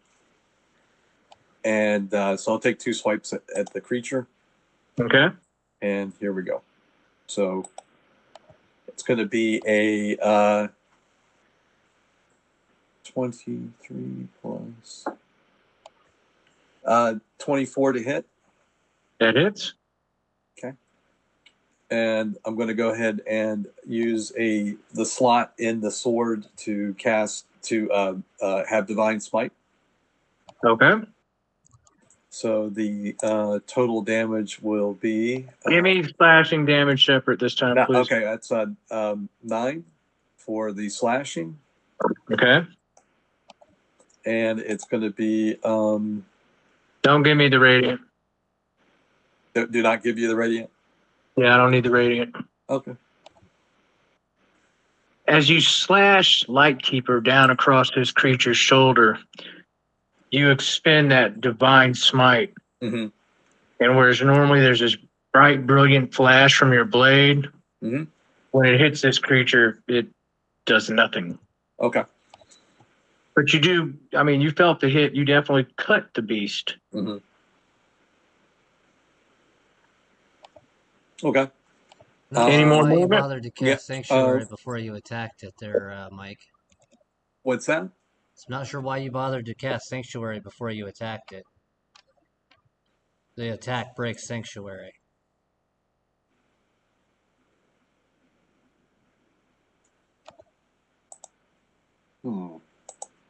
True. You ward a creature against until that spell ends. Any creature is targeted. The warded creature with an attack or must have on a save throw. Creature must choose a new target or lose. The spell does not protect against the ward from an area effect or explosion.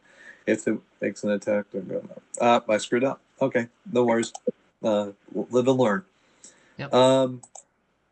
Yeah. So I'll go ahead and take my second attack. Okay.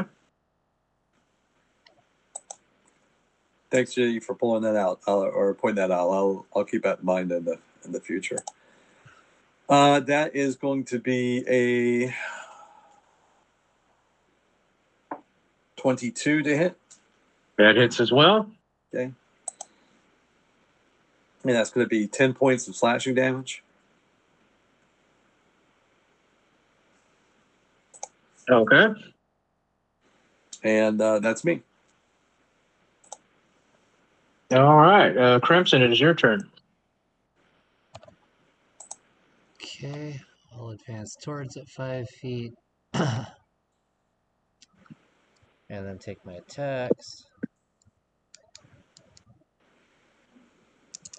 As a point of fairness, Rocky, could I have cast Sanctuary after I made my attacks?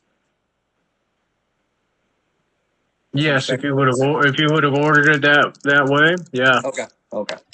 You can use your bonus action prior to or after the attack action as always. Okay. All right. I just critted again. Holy cow. So that's 21, 6, 27 to start with.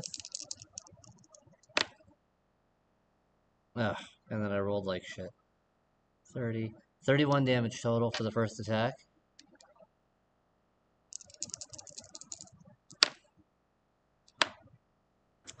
Second attack That's why you my guy. does a 15 hit. No, armor class is 16. Okay. Second attack misses. But you get your bonus attack critting. Oh yeah, thank you. That's true. There we go.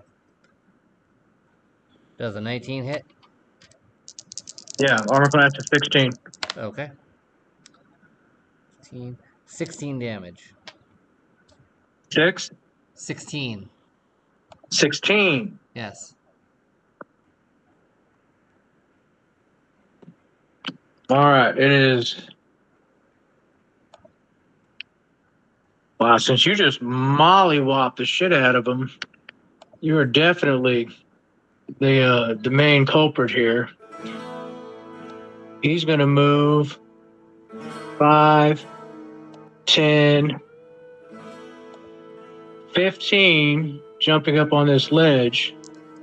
Michael, you get an opportunity attack because he's moving out of your reach. So do I.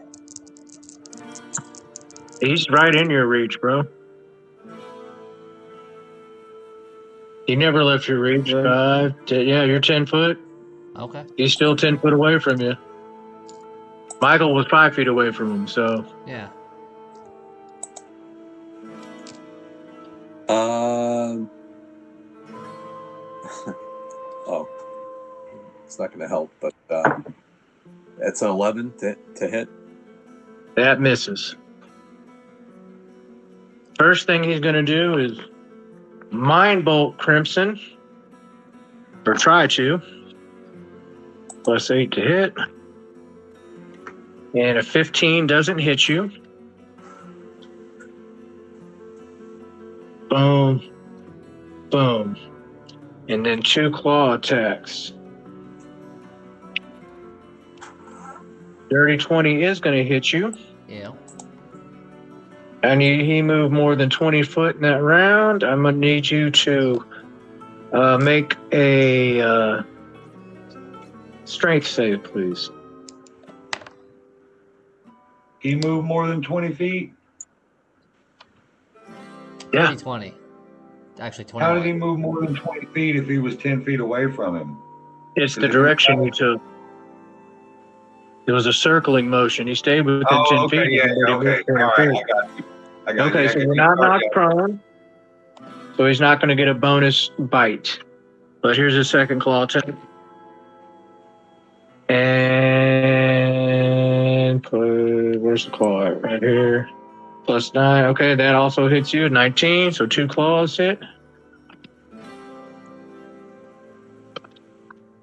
The first claw does. Where's the claw written down? There it is. 1d6 +5 and 1d6 force. Okay. 15 from the first claw.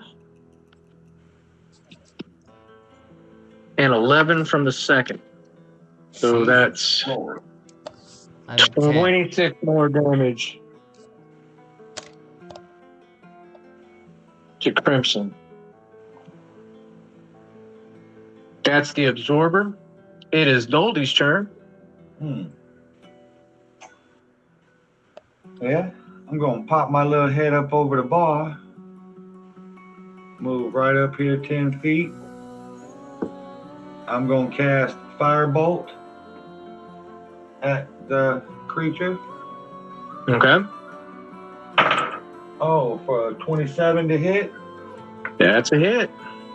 2d10 fire damage. Put my glasses on. Oh.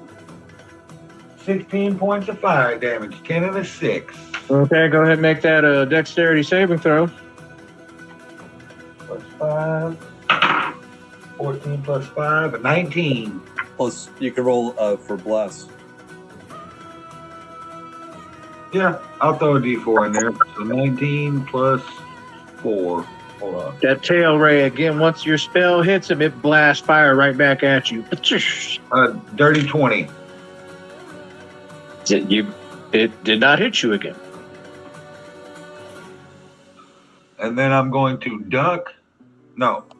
As a bonus action, I'm gonna yell over to Crimson and tell him, man, you better beat that pussy. Don't let that pussy beat you.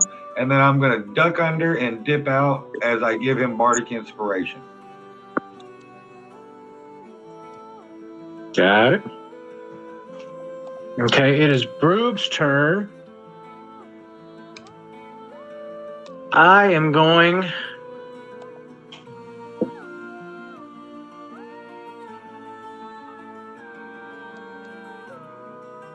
5, 10, 15, 20, 25, and cast a second level Cure Wounds on Crimson.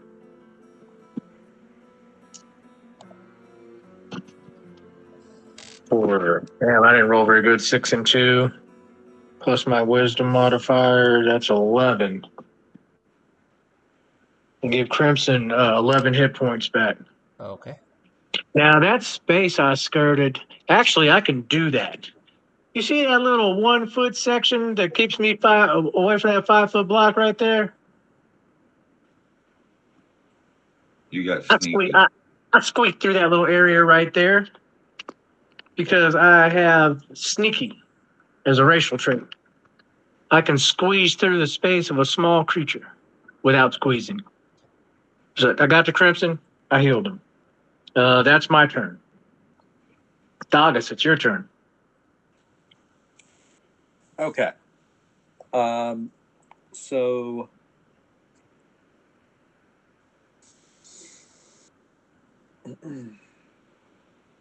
all right.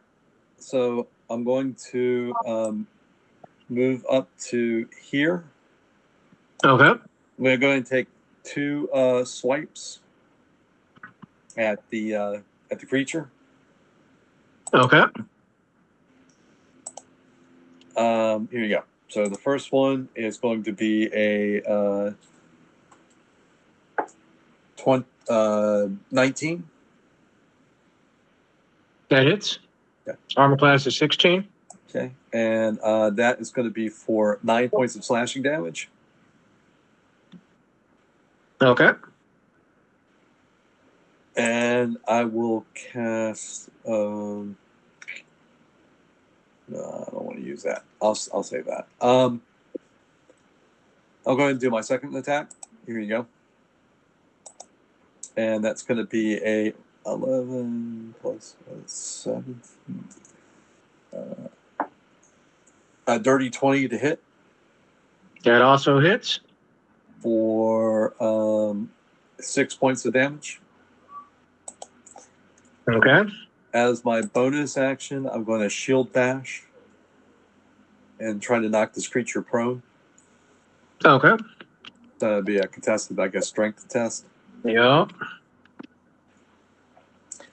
Dirty 20. I'm sorry, natural 20. My boy. What's your modifier on that? 3. Okay. Well, he has a Plus 19 plus 5. Plus, I can add the. I think I can add bless to that, You can. Okay. and that would be a 4. So that'd be a 27. You beat him. You knock him prone. My boy. The bless got it done. Yeah. Good.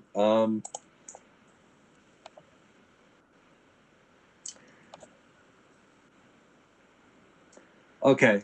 You're blessed. Whenever a target makes an attack or a saving throw before the end of the spell, you can target a 1d4 to the attack roll or save. Not Yep.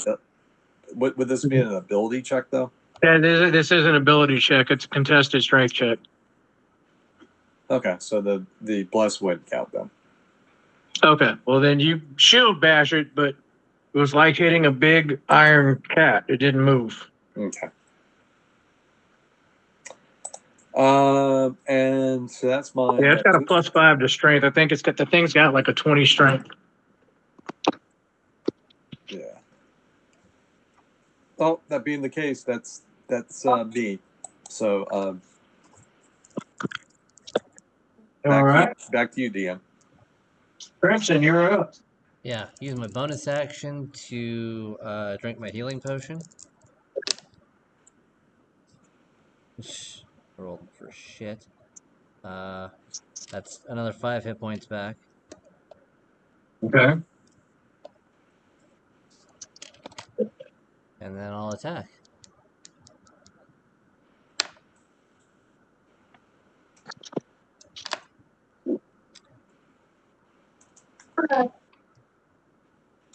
A 16 is exactly what I needed, right? Yep, 16 is armor class. Okay. There we go. 21 plus 4. 25 damage on the first hit.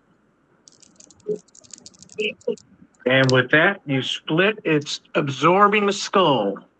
It's dead. You said you got 5 back with that healing potion? Yeah, I'm at 26.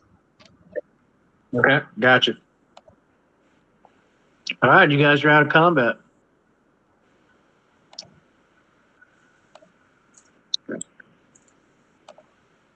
Krug moves over this way to make sure there's not more coming out.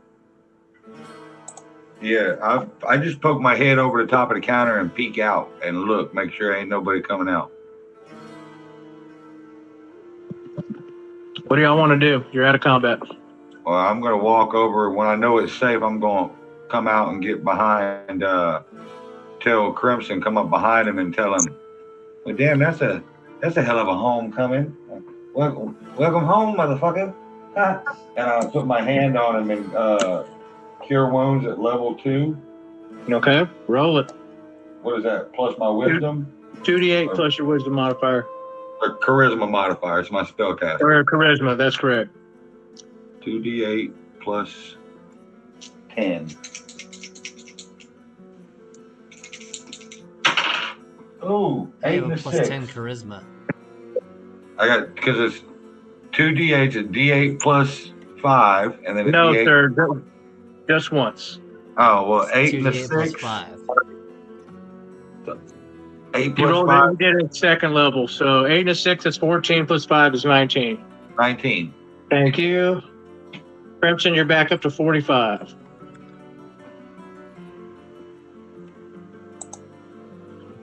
Brooke sees something up here. He walks up to investigate cautiously. But right here, laying in the middle of the floor, is a body, a gnome body.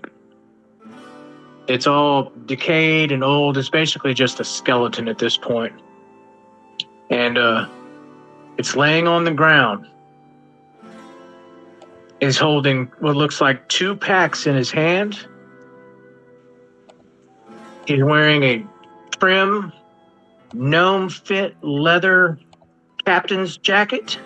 And he has a spear, a gnome sized spear strapped across his back.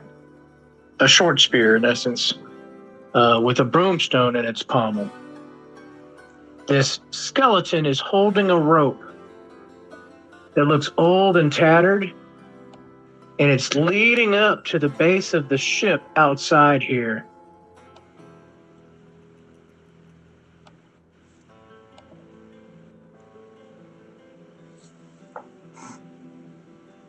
What are y'all Is doing? the gnome still standing on the ship?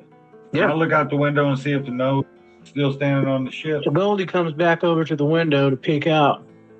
And yes, the gnome is still standing on the ship. He's at the wheel and he's reading.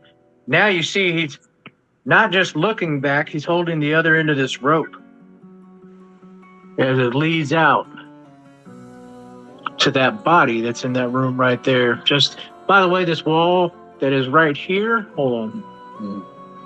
Let me highlight it. No, there's the pointer. I almost hit the wrong button. This is not a wall. This is open, and these are stairs to lead out to this open patio where this boat is at. You want to yell up to Brew. That fella seems to be holding on to a rope leading into something up there. Be careful up there. Brug reaches down and takes the short spear off of this gnome. Then he looks down and grabs, they look like 2 little backpacks. They're probably about this big, 8 by 8. And on the flap of each of them is a tiny little broomstone.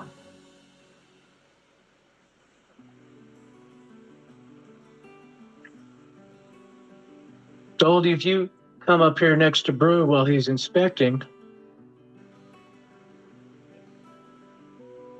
this creature, this skeleton, you see that captain's jacket is in pristine condition. whereas the breeches he is wearing and boots look like they've been tattered and dusted over time. You also get a better look of what's going on. And you see, surrounding the backside of this vessel, it looks almost like a glass bubble in which you see the captain on the deck frozen, looking like he's yelling back to his friend who is trying to get onto the ship, but apparently didn't make it. I'm definitely going to look down at the young skeleton there and tell him it doesn't no longer seem that you need to be using this, and I snatch the jacket off. Okay. And grab Goddess and Crimson, what are y'all doing? I'm grabbing the shield and the plate mail and putting this putting it in a sack or rolling it up to take with us so I can look into it later. Okay. Okay. You look around the workshop, and yeah, you can find stuff that would work as a bag. You find a big leather duffel off to the side somewhere Okay. that you can. Grab those stones off the table too. When you grab the plate mail, Mhm. it's when you go to lift it, Mhm. it feels like it doesn't weigh what plate mail should weigh. It was like what the? Okay. It feels extremely light.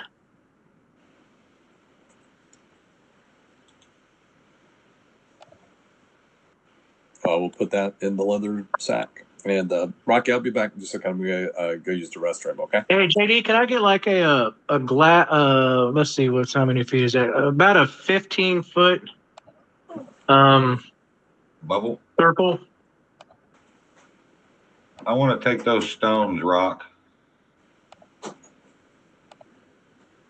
They might go good in a necklace or something. Give some of my, my high end. Yeah, shrink that down quite. There we go. A little bit, about 15 foot. That's good right there.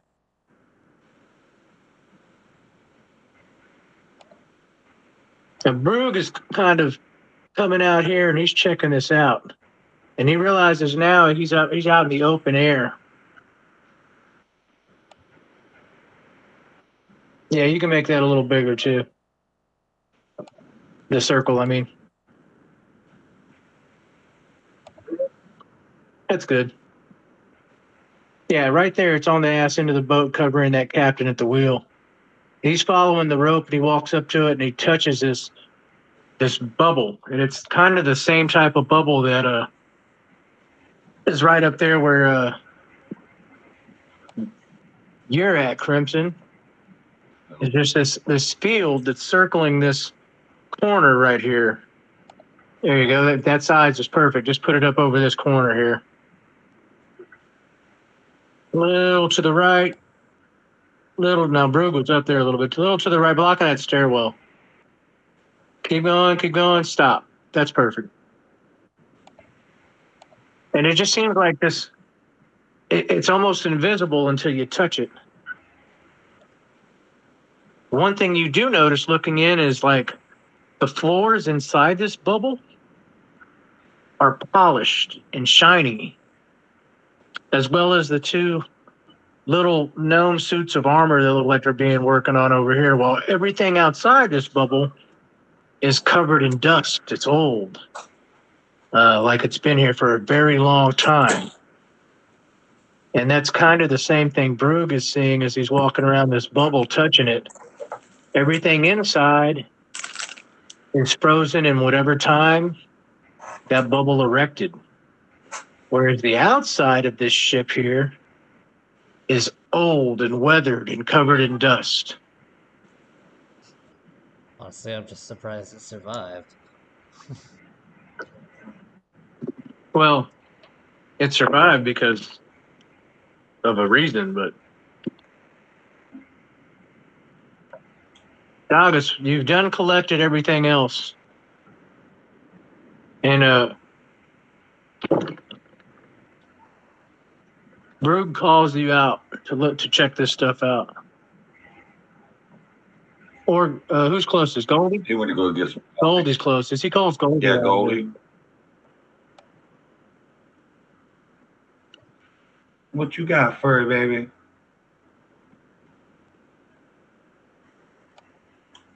He points up at the front here, and you see the words written in Draconic. It says Osprey. And it has a figurehead that looks like a Seahawk. Oh. Yeah, that's one of them ferocious ocean birds. And it seems to be the offspring, maybe the name of the boat. They're a big guy. Yeah, this is an old boat right here. Brug yells to Dogus, Dogus!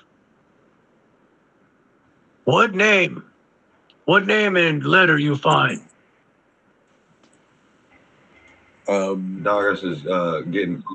I pull out the letter and tell him the name. It's the Osprey. Yeah. It's the Osprey.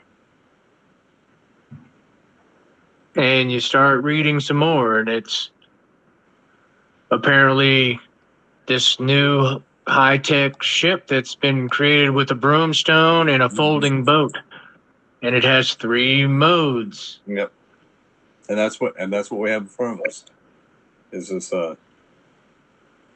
really unique engineered flying ship. I tell Doggers, don't forget to grab those stones off the table. I will take the stones and put them in the bag with the armor and the shield and the shield. Once I gather that, I'll come out with them and the ship. You also see that captain up there, and you see the same thing. Inside of that time stasis bubble, everything is pristine and looks gorgeous. Outside of it, everything's weathered and dusted. Tell him, this fella here, whatever happened, he seems to have been waiting on that fella there. And it must have been a long time coming, because that fella there, he been dead for a hot minute now, baby. You know what I'm saying? So they got something fishy going on. You're looking at that little letter again. Hold on there, Goldie. You're looking at that little letter again. And you speak Draconic, and there are 3 words on there that stick out to you. One says hatchling, or unhatched, hatchling, and mobile nest.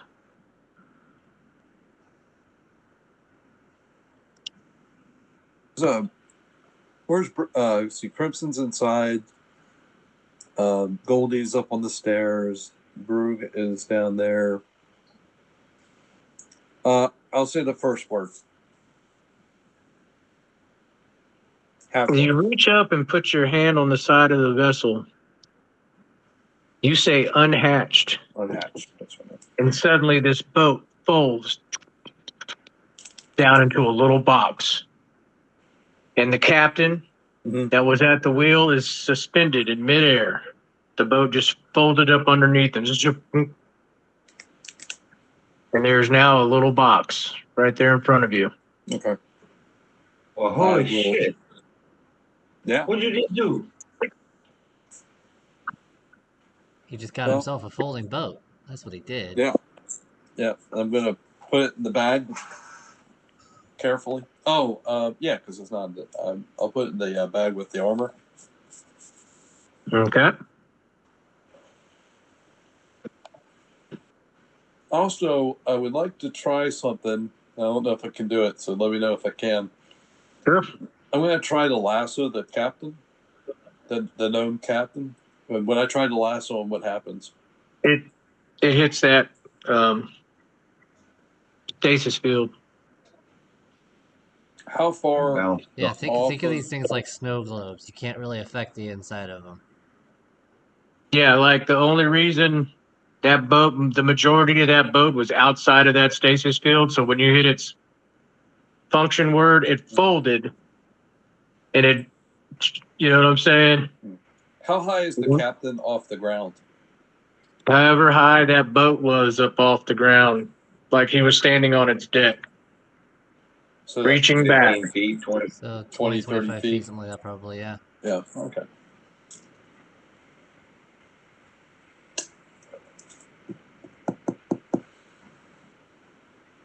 And the guy doesn't look. I mean, compared to the one that's inside with the prestige. The one that's inside is an old, 900-year-old skeleton. Yeah, but the one that's in the bubble looks, Looks like pretty perfectly healthy. fine, well alive, like just frozen in time. Mhm.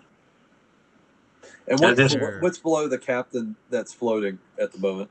It's just 25 feet to the deck. Nothing now because you folded the boat up. The boat folded. Yeah. So there's nothing under the captain at this point. No, the boat is No. gone. Right. The boat is completely gone. He's just standing Yeah, there, still holding his rope in the middle of the air. 25 There's feet actually up. There's a couple of barrels that were on the back of the ship, Uh-huh. also just floating there. Like everything is. Imagine this picture. There's a captain near the wheel of this ship. He's got a rope. He's calling for his friend, and there's like supplies and stuff, up there on the back of the ship with him. A few barrels, some bags of rice, Yep. And then suddenly, the boat's gone. What was the boat floating in? Boat wasn't floating in anything. It was a So dry. It's in the dry what's dock. 25? What's 25 feet beneath the captain at this point? Nothing. Nothing. So it just goes into. Let me finish painting this picture, okay? All right. He's standing there on the deck of the ship with there's barrels and all this. Yeah. Okay, now erase the boat. Yes. And the only thing you see is the barrels, the bags of supplies that were on the back of that vessel are still exactly where they were, floating in midair. I mean, okay, Same as that's the what I needed. captain. That's what I needed right there. So the boat was floating in midair. There was nothing supporting the boat. The boat wasn't water. floating. It was docked.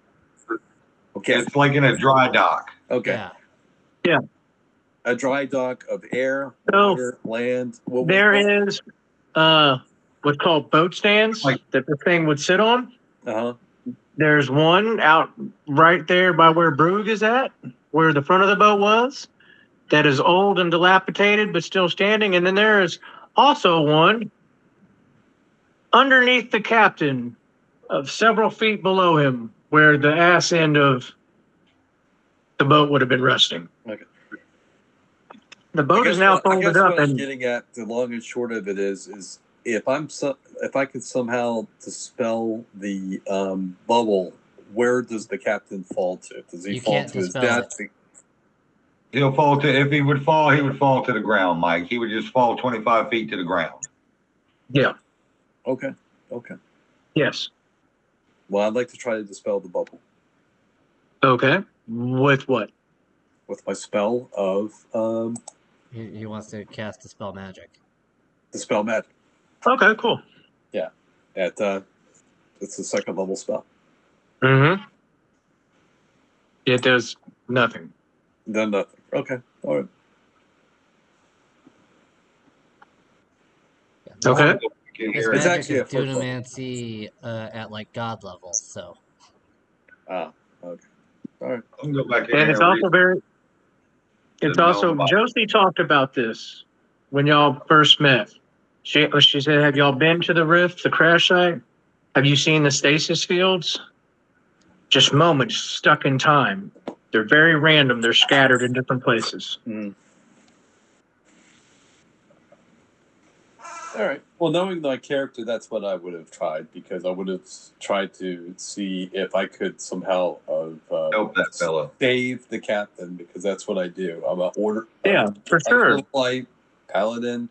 I see this person kind of stuck in the stasis field. I do what I could if I could without putting the party at risk. Try to save that captain. So Yeah, man, I'm totally within your character to do so.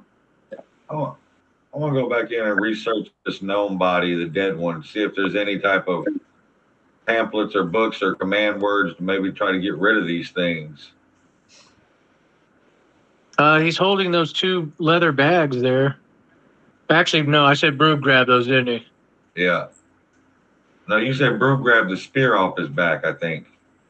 Okay, and they're also there in his hand are 2 small leather packs. Like I said, they look like about an 8x8 square with straps. And he had them in his other skeletal hand. Well, I want to grab those, but I'm not going to open them because I have learned my lesson about opening up damn bags. You certainly did, didn't you? I sure have. So I'm going to take those 2 bags and I'm going to come back out here to Dagas and say, hey, baby, look inside of here.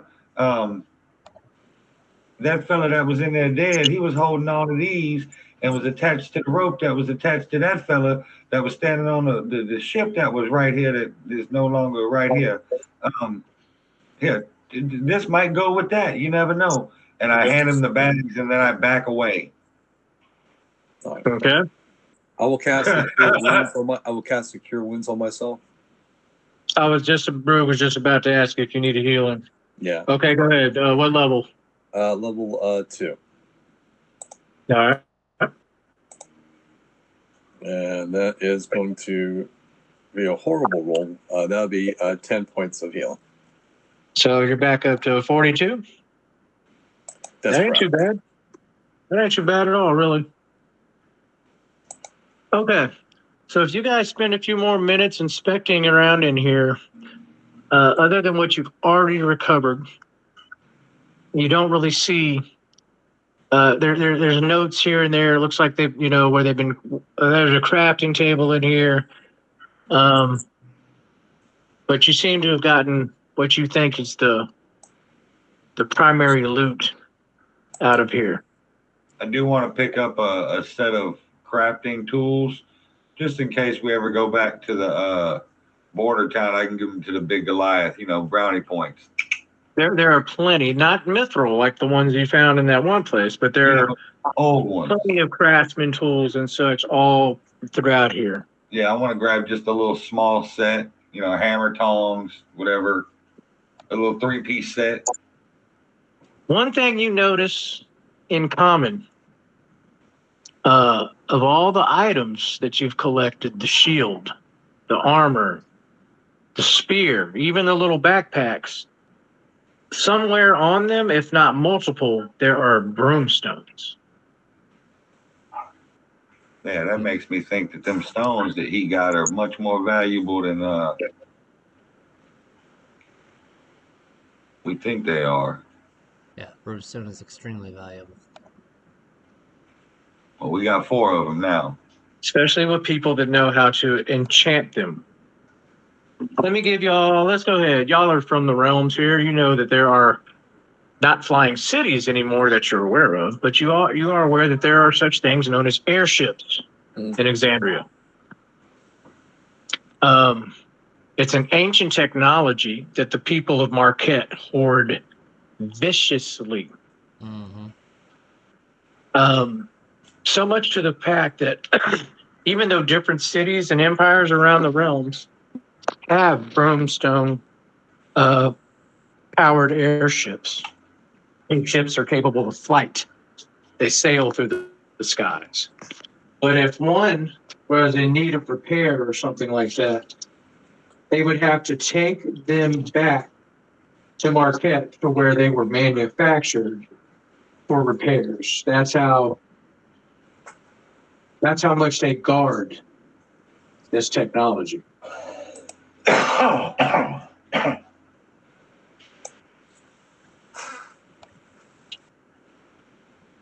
We might be on to something, boys. Doggis, did you open the box once the bolt folded down into that box? Yes. When you open the box, set in what looks like a gold holder, like a seat.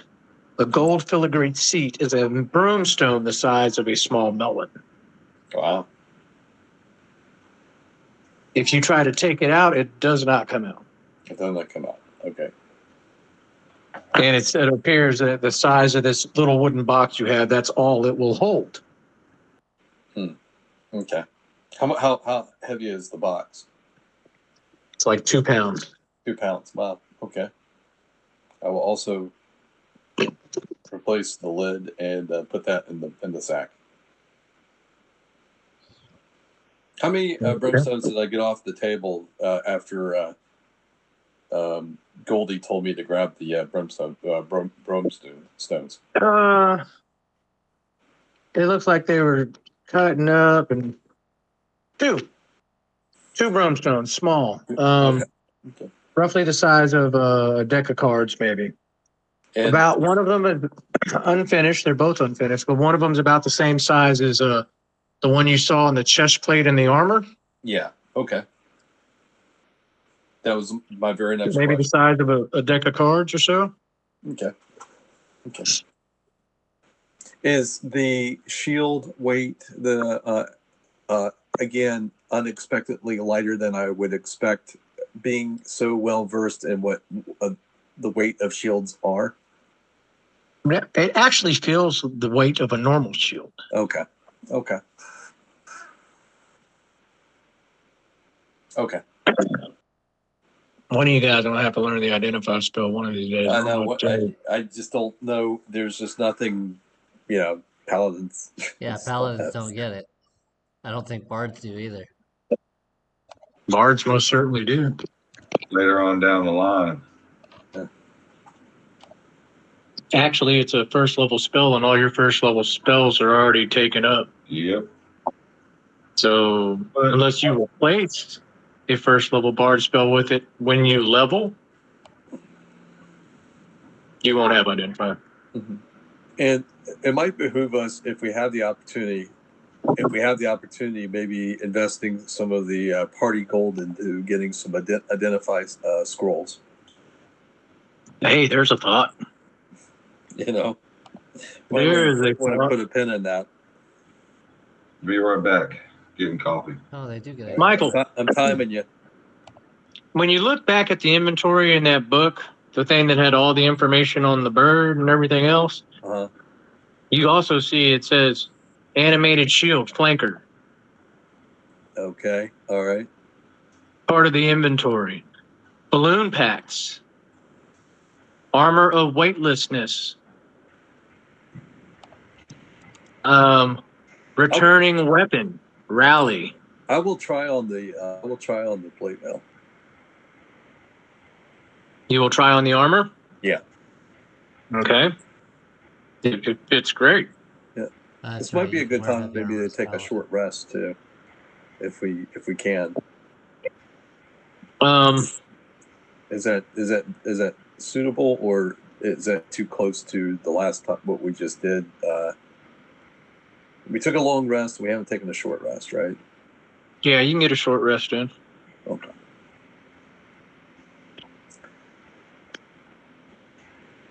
What time are we at? How are we looking? Quarter Oh, after we're one. great. Quarter after two. I want to go ahead and Good. spend out a hit die to which would be with my con, that would be 9 points. You're back to full? Yeah. Crimson, any hit die from you? Yeah, I'll spend one. Okay. Plus 3. So it means I've got 4 left. I get 11 hit points back, which puts me back to full. Okay. All right, everybody's back to full. While you have the time, Crimson, you said you were looking at that shield? No. You didn't? Okay. Michael, do you want to attune to the armor you put on? Yeah. All right. If it requires attunement, then I definitely will. It does. Okay. Give me 2 seconds. Like that.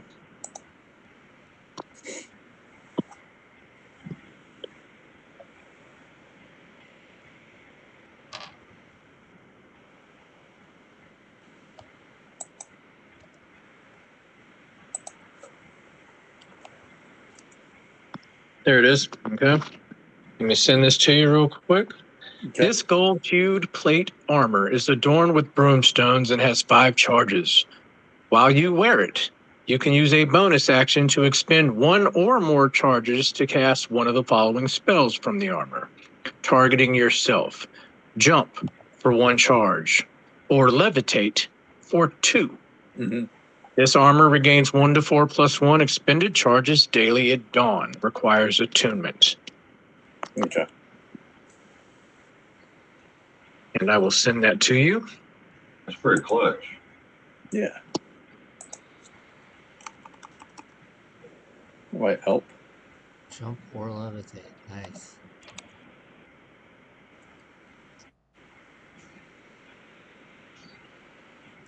There it is.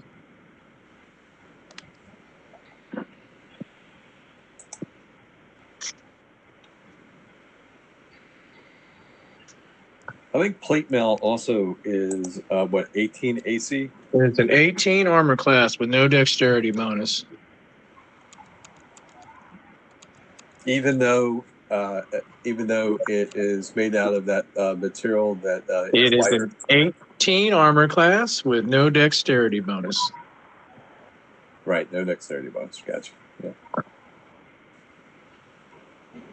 It is light like that because of The broom. the magic that has been infused to it.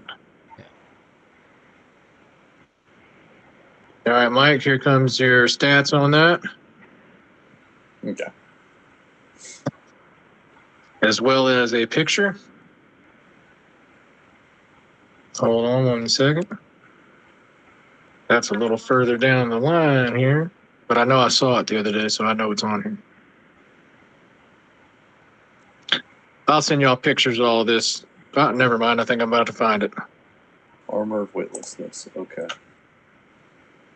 The reason I'm asking is for the because of its weight. Is there still a disadvantage to stealth? Yes, Yes. Okay. Okay. just like your half plate. Okay. It's still plate mail. It's still made of metal. Because of its enchantments, it has those capabilities of jump and levitate. Now, if you're trying to tie 1 and 1 and 2 and 2 together, maybe you're starting to see. Maybe I should send you the picture of what's said in that letter, Okay. so you can actually read it, and you're not just going by remembering what I said. You know what I'm saying? That puts a lot on somebody. Give me a second. Okay.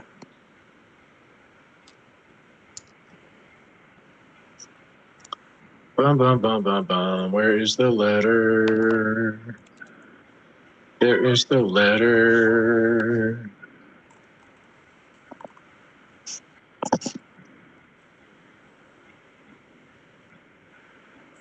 Hey, Okay, there it is.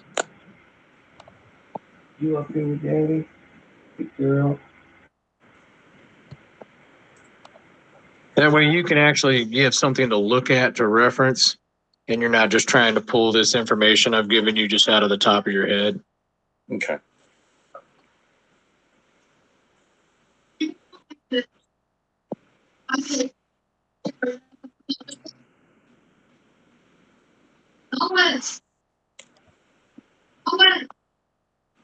There you go.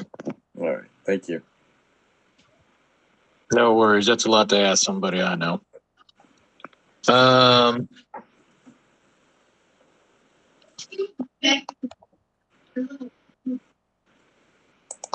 Shield. Never mind. Nobody said anything about it. Don't let me play your characters for you.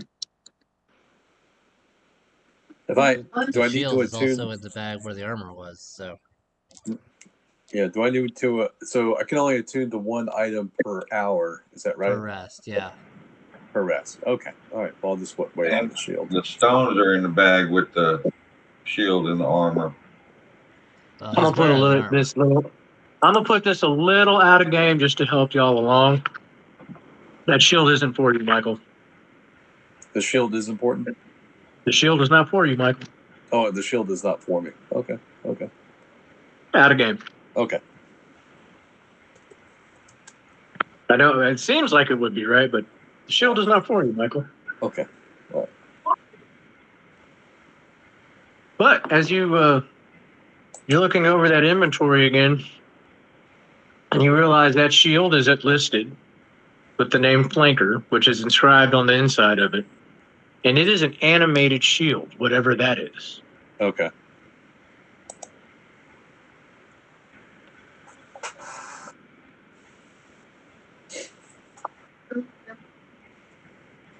Like I said, it's right in there.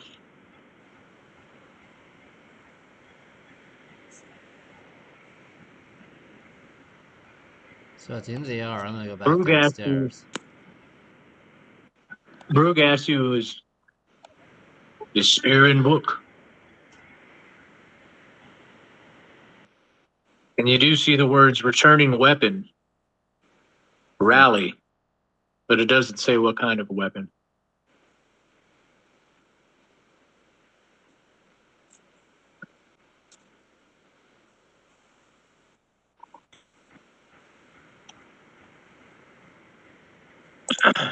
Okay. And John. Yep, definitely looking over that nice, pristine captain's leather jacket there. Might wear that on dinner dates. It's technically leather armor. Do you put it on? Yeah, because my leather armor is crap. And if this looks better than my leather armor, then if that's what it is, leather armor. I mean, that's what it would be considered if you were to put this jacket on. It's like a mid coat, like a captain's coat with the collar.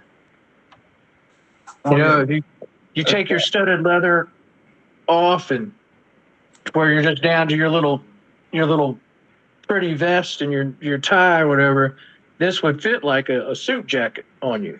It's double breasted. It's got a nice collar, and you can actually, it fits you tight enough that you can still put on your owlbear coat over the top of it. Okay. All Definitely right. a stylish look. It looks great on you. Oh, then definitely, Goalie got to have it then, baby. Okay. Makes him the coldest. It's leather armor with the enhanced defense infusion. The creator and crafter is above level 10. So it is the equivalent of +2 leather armor, which would give you a +1 to your armor class currently, making it 15. That makes sense? Yeah. Why would it only give me a +1 to my armor class, though? Because you went from studded leather, which is 12, to leather, that's +2, which makes it a 13. Plus, Does that make yeah. sense? Yeah, okay. So your 14 armor class would then bump to 15. Right. And his, I know what you were thinking, JD, his scaled ornament won't give him that +1 until he is 6th level. Yeah, No, it that's has nothing next to do with level. his +1. That's just talking about he needs to add his dex to his armor class. So 13 Oh, yeah, plus he's his already got dex. that added in. Yeah. Yeah, his actual AC is 15. He's got a +2 to his dex. Yeah. All right, so after inspecting everything here,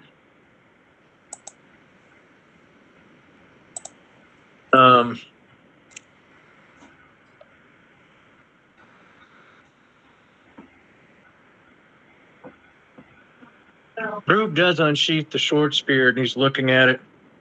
And there are words in Draconic on the blade.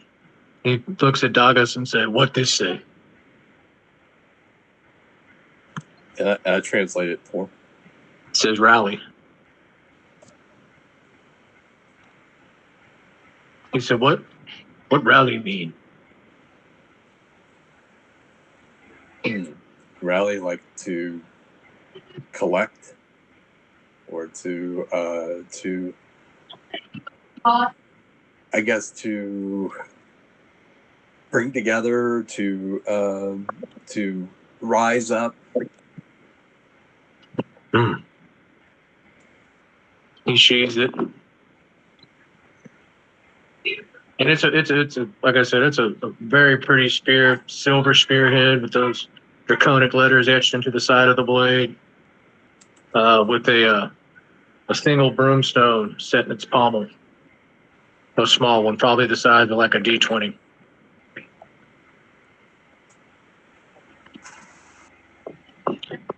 All right, you guys have taken your short rest. Everyone's up to full. Are y'all tracking your spell slots? Yeah. Yeah. Okay.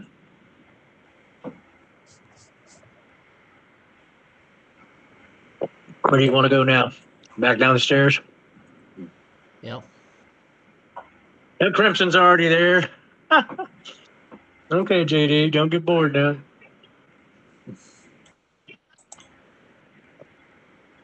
Let's get everybody back over there. How many charges does the armor have now that I'm attuned to it? Like, would it? It has five. It has 5 charges. 5 charges. Okay. Mhm. I know it can have up to 5 charges. I know that it currently had 5 charges. That's Well, it regains, if you look at the stats, 1 to 4 plus 1 charges every day, and it's been hanging there for 1,000 years. Oh, okay. Well, then Yeah. it's probably fully charged then. Okay. Yeah, it's fully charged. Well, good. Okay, where do y'all go? Now we're back on the first map. Where do you go from here? At least back to the yeah. Yeah, that's kind of like our Right meeting. here. Like, if we get lost or separated, this is where we'll meet. This is Okay. this is our rally point. So do you go north or do you go east?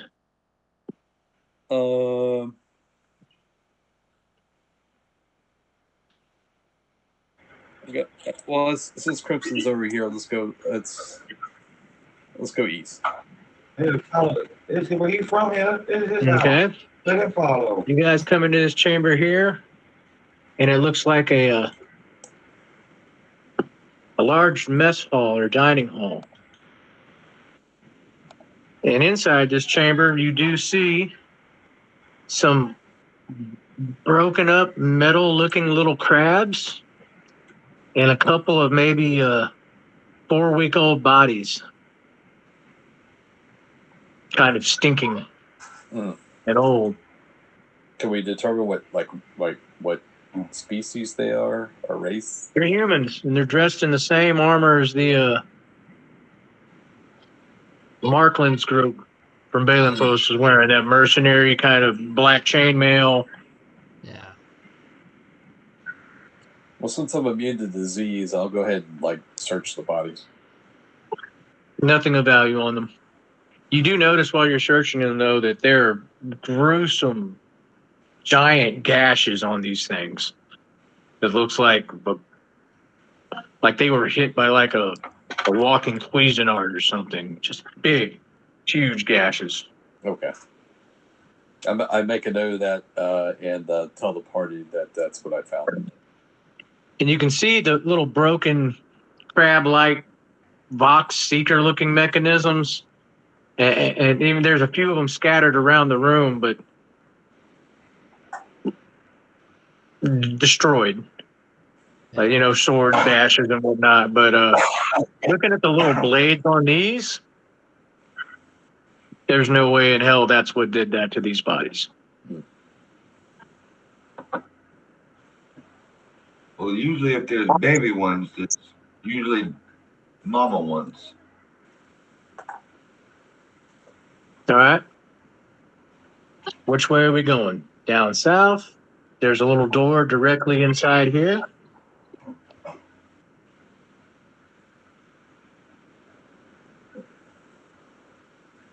Let's go south. All right. You coming down south here. A quick inspection shows you it looks like bed chambers. A nice one right here. Little storage cabinets, maybe. It's definitely also starting to appear like some kind of a barrack. As you look into this room here, you can see several beds and another one of them little stasis bubbles right there Okay. off in the corner. And you can see what looks like a few human soldiers hunkered down, like hanging under their bed rail, like they're bracing for something. Okay. And then also scattered around the room are a few ancient skeletons of those not inside that stasis bubble. Just another moment captured in time right there. Mm-hmm. Random as hell. Where do y'all go from here? Well, if I spent a little time investigating the larger of the chambers in the south passage, was I able to find anything, or if I took a few moments to kind of rumble through like any boxes or chests or anything? Yes. There is a chest in this main hall here Okay. that has some coin in it. Okay. 78 gold. Okay.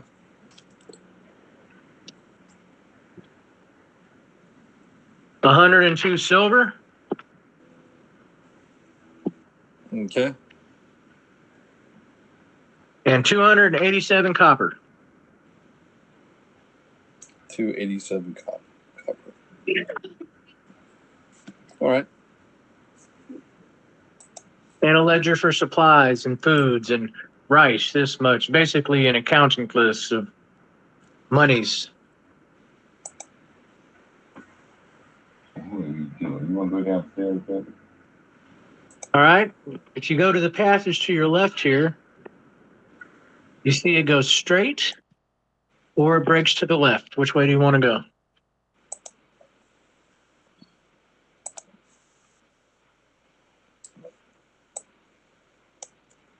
Crimson, as you start to get down this hallway here, about right coming into this room right here, I want you to make a perception check.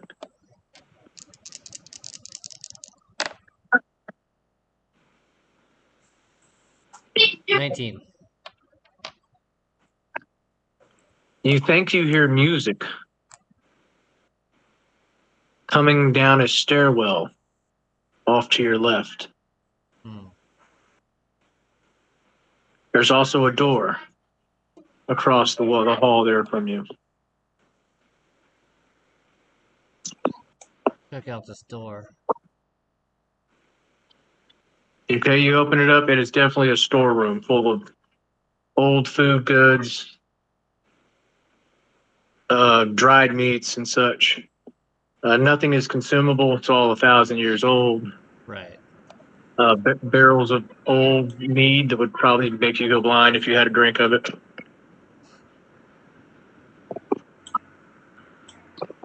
So on and so forth. We'll head downstairs. All righty. Where's the other map at? Where'd you put that one? There it is. Okay. I love the collage that you got on here, though. How you got them all kind of arranged. That's pretty cool. Well, yeah, I mean, they're not like this one.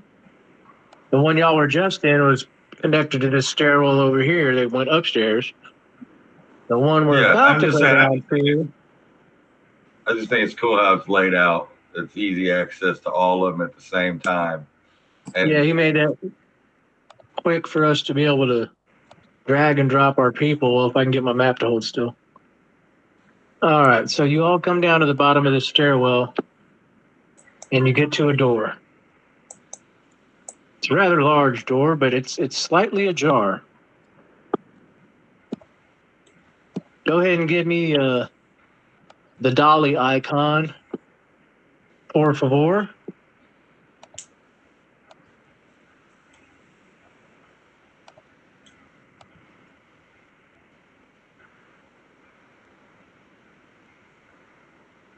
And as you push this door open, Crimson,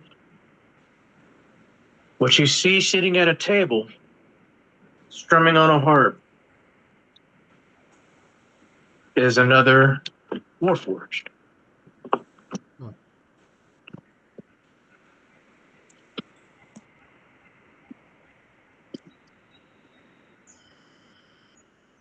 What do y'all wish to do? Actually, I need a smoke. Give me 2 seconds of a meccan, so I can finish my cigarette that I started earlier before we get into the last phase of this. So Let's say, actually, I need 10 minutes to go take a walk, so. perfect time. Let's take your break, bro. Perfect time to do that. I hear this. I know I hear this just playing and kind of go along with the tune, start kind of singing to myself. Might be a little catchy. You're beautiful. You're beautiful. Oh, yeah. Let me re-mention this. As you guys got close going down this stairwell, there were a few more of those human mercenary bodies just cut to pieces.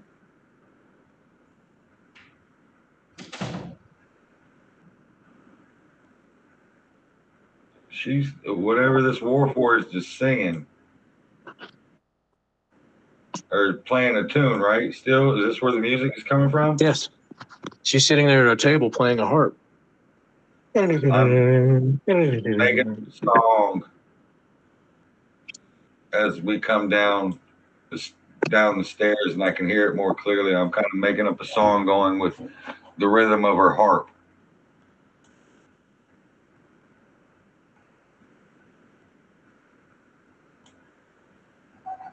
You know, being quick-witted that I am, because I'm the coldest. Well, hold off of anything that's going to be incorporated into the gameplay. JD just left. Oh no, I'm just saying. This is what I'm. Goal is. What'd you say you were doing? You were dreaming up a tune to sing along with her? Or? Yeah, just creating a little song in my head, man, along with the strum of her harp playing, or the strum of the harp playing, because I don't know I just know I hear the tune. So being you know, an entertainer myself, It's an old kind of a sorrowful tune. It's very sad. It's like Live to Tell by Madonna. Dun, dun, dun, dun, dun, dun, dun, dun, dun. That's all right. Goldie knows some blues. He can do some sorrowful stuff. You know. When my baby left me, I had no place to go. Only place that I went down was the Elvis song.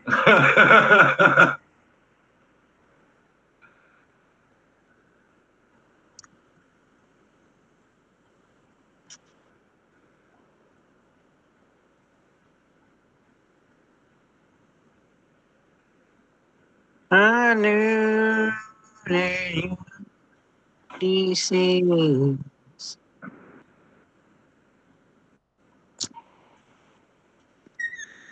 Quit playing and get in the shower. Quit playing. You only got a little bit. 10 minutes. Let's go. Hair, body, now.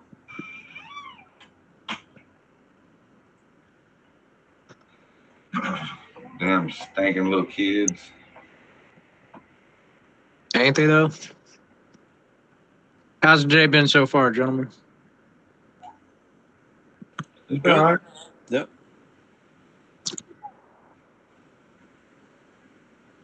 Been good. Got a little fight in, a little bit of intrigue, a little bit of investigation. kind of covering the the whole. Even had a little bit of moral dilemma there with the guy floating, and Doggers trying Yeah, to whether down, couldn't, you know.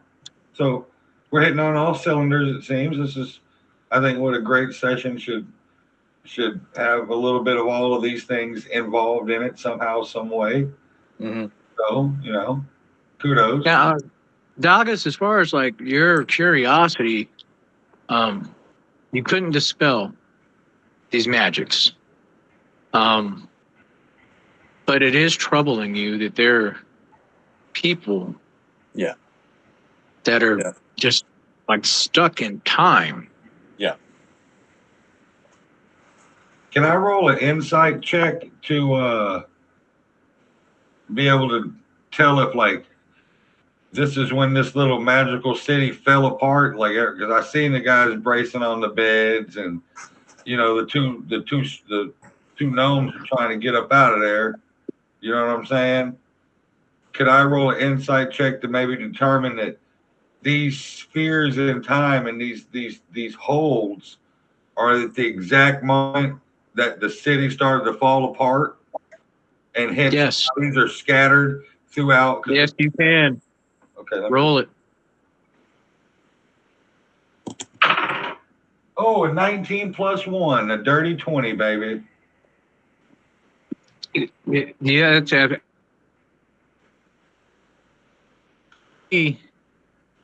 you're putting this together, this gnomish captain, or maybe he wasn't the captain at all. But there's this gnome that was on this ship trying to get another gnome onto the ship with him. Then there's these other people that you see that were, huddled down like they were bracing for something. That maybe these capsules, these captures in time occurred, as you've already been told, all across the city during when this particular part of Aor was crashing into this mountainside. The one thing that's kind of boggling you is nothing inside of this place, whether it be captured in a time capsule or not, None of it shuffled.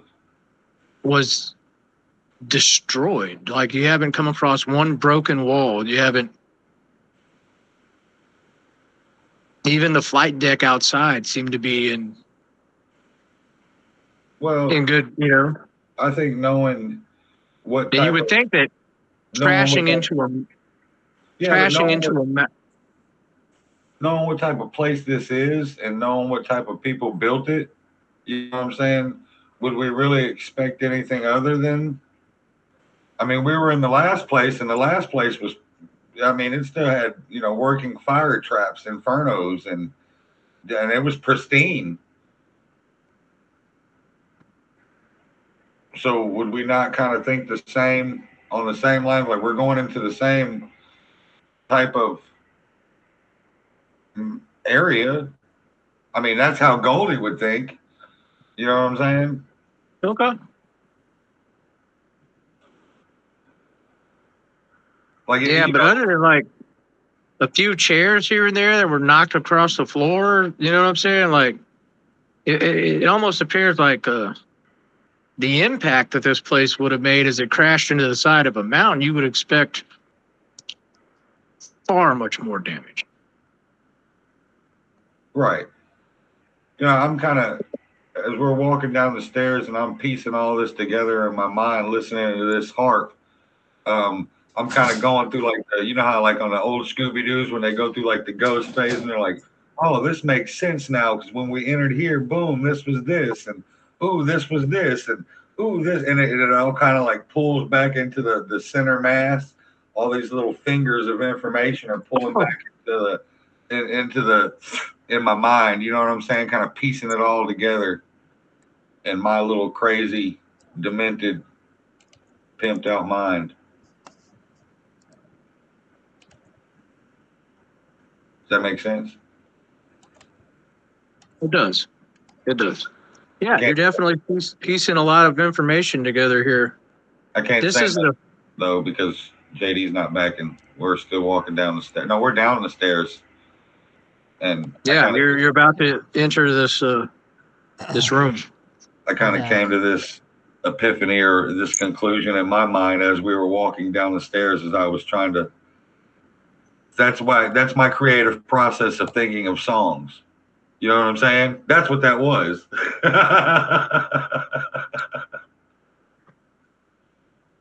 That's how we'll play that together. All right. So JD, you're back, right? Yep. All right. Let's get back to it then. Whew. All right.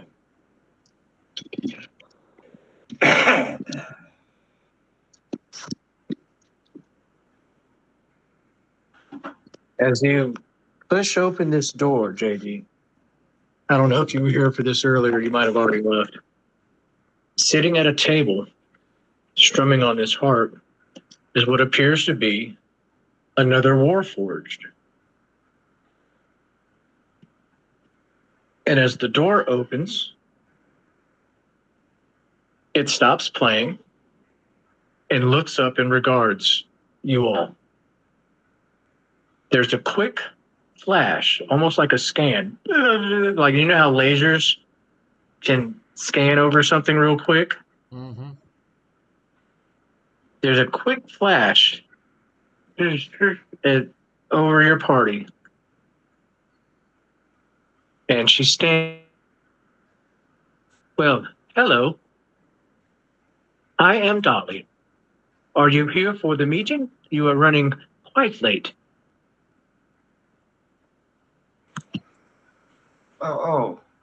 For the meeting. Was that you playing the hop there, Dolly?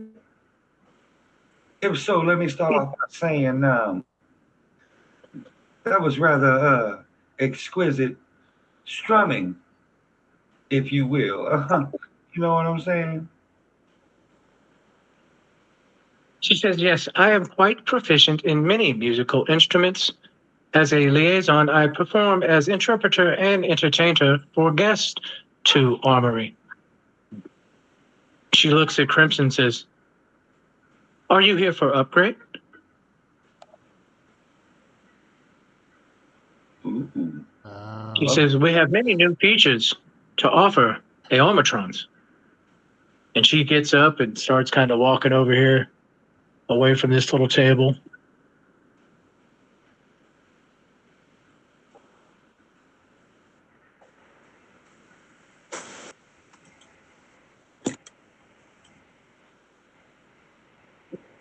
What do you do? Guess I'll follow her. I'm just gonna come in the room Yeah, I'll come in the room right also. over here, Yeah, right by the table. yeah, I'll come over to the table. Also, I'll be like pretty close to Goldie. Yeah, I was gonna say I'm not gonna leave too far from my stallion in this type of situation. The Brug will follow y'all Yes, I in need- too. He's kind of checking it, looking around. She starts to show you things on the table. Here we have a perfect Armatron upgrade arm blades capable of integration. So would you like to integrate one? I can integrate now. If you give me the password.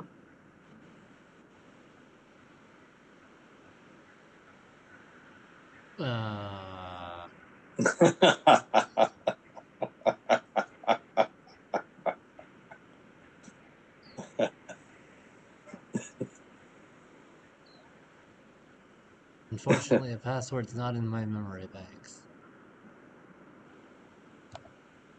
I am afraid that is unacceptable. Please, one of you must have the password. Damn, baby, look in the book. Yeah, It has I started something about scouting everything the else. literature we've collected. All right, Just Doug, it's starting. any mention of a password. Or any mention of the blades. Okay. Yeah, there is. There is. Hold on one moment. Let me pull it up. Was it in the stuff that you sent me? No, that wasn't. That was just for. Okay, because I was just. I just remember him saying something about, and when he was reading something about some blades or something.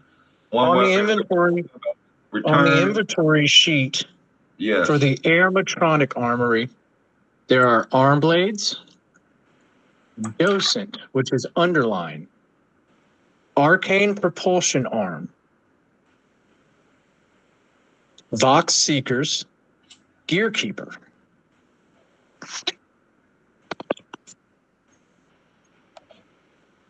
I tell him, say that word right there, the underlined word underneath the blades.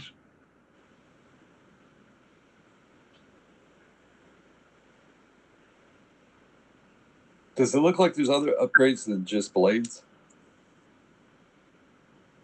Or was that their thing? Is they Arm blades, arm blades? Docent, underlined, Arcane Propulsion Arm, Box Seekers, Gearkeepers. I think that's the password. As I'm back behind. Yeah, I'm And back. she's I'm sorry. walking, showing you these blades on this table. Mhm. And she moves over here and starts kind of. You see this mechanical arm and such on this workbench here. And she turns again and says, please, password. You have 5. I hand Crimson 4. the book where it's the words are underlined. I just say the word. Yeah. Just say the word. I don't speak Draconic, so. I'm hiding behind you. Oh. Yeah. Well, I guess I translate. I'm over the top of your shoulder. Crimson, the underlined word for the blade, arm blades. Docent. Yeah. Yeah. That word? Yes. Yeah. And you say docent, and she stops and tilts her head and says, I am sorry. I am Dolly, docent occupied liaison interpreter. That is incorrect.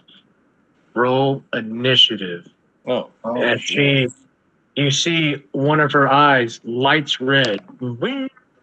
And suddenly, Okay. you see this hole over here in this back wall? Mm-hmm. Right here? When her eye lights up, so does a sphere, hovers up out of that hole and begins to expand. Go ahead and give me that icon I gave you, JD. Yeah. That one? No, not that one. Not that one. But go ahead and you can bring that one up. He'll be involved as well. Just not yet.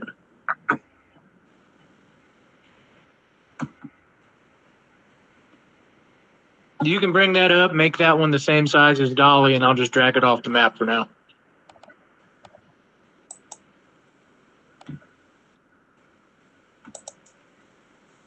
There you go. Thank you. And I'll just move him down here for now. No, the one that looks like a ball with the legs all over it. Yeah. That one. Get that one in there.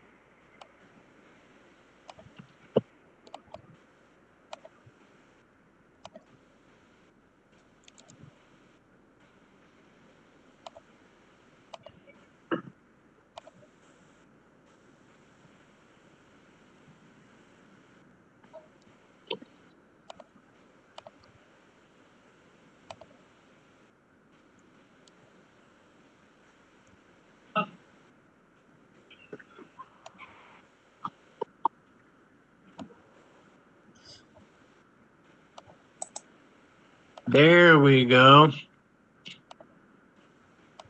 It is a large creature, so. Yep, perfect. This thing floats up, floats a few feet over, and suddenly it twists, it expands, and this sphere sprouts all these bladed legs all over it. Oh no, we know what And killed Dolly those said, mercenaries.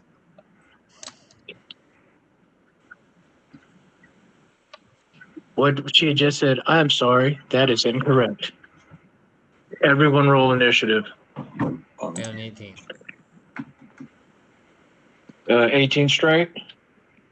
Yeah, Or that's with your mom? that's with my modifier. Okay. Ooh. I got a 10. Okay, you and Dolly have the same initiative count, Goldie, so I'm going to need a roll off between you two. Straight roll. Great roll. I got a 10. Row.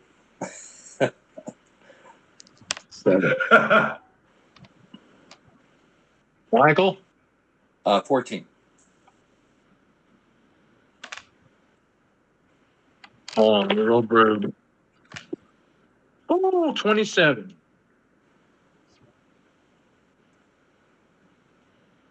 Rolled a nat 20. So it will be Brug, Crimson, Gearkeeper, Dogus, Goldie, Oh shit. Dolly. Okay. Brug goes first. I see this beast. How many first level spell? Okay, I still got 3. I'm on a 100th mark it.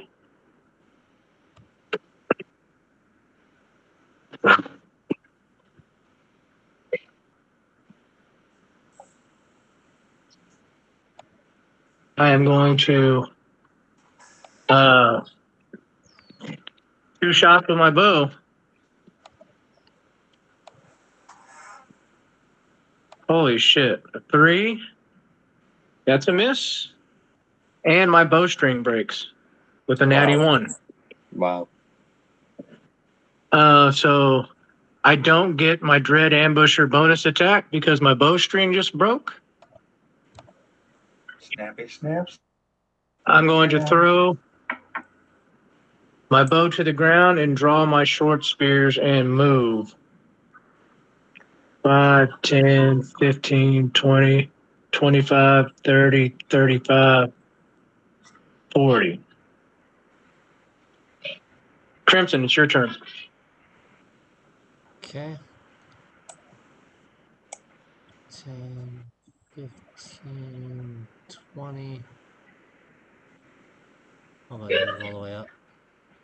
I'll draw my glaive, drawing it across myself to cut myself and activate my Crimson Right. Ouch. I do 6 damage to myself. Ouch. Yeah. And then I'll attack. Gotta stop that shit. Does a 13 hit? Dolly, no. Okay. Next attack.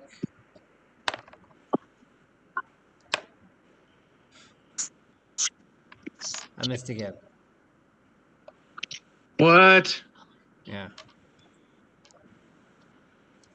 Okay. Broken drawstring. 2 misses. Fight's going great.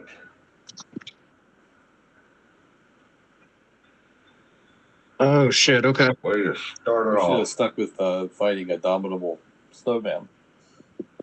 Should have. Right. That's more up our way. 5, 10, 15, 20, 25, 30, 35, 40, It is going to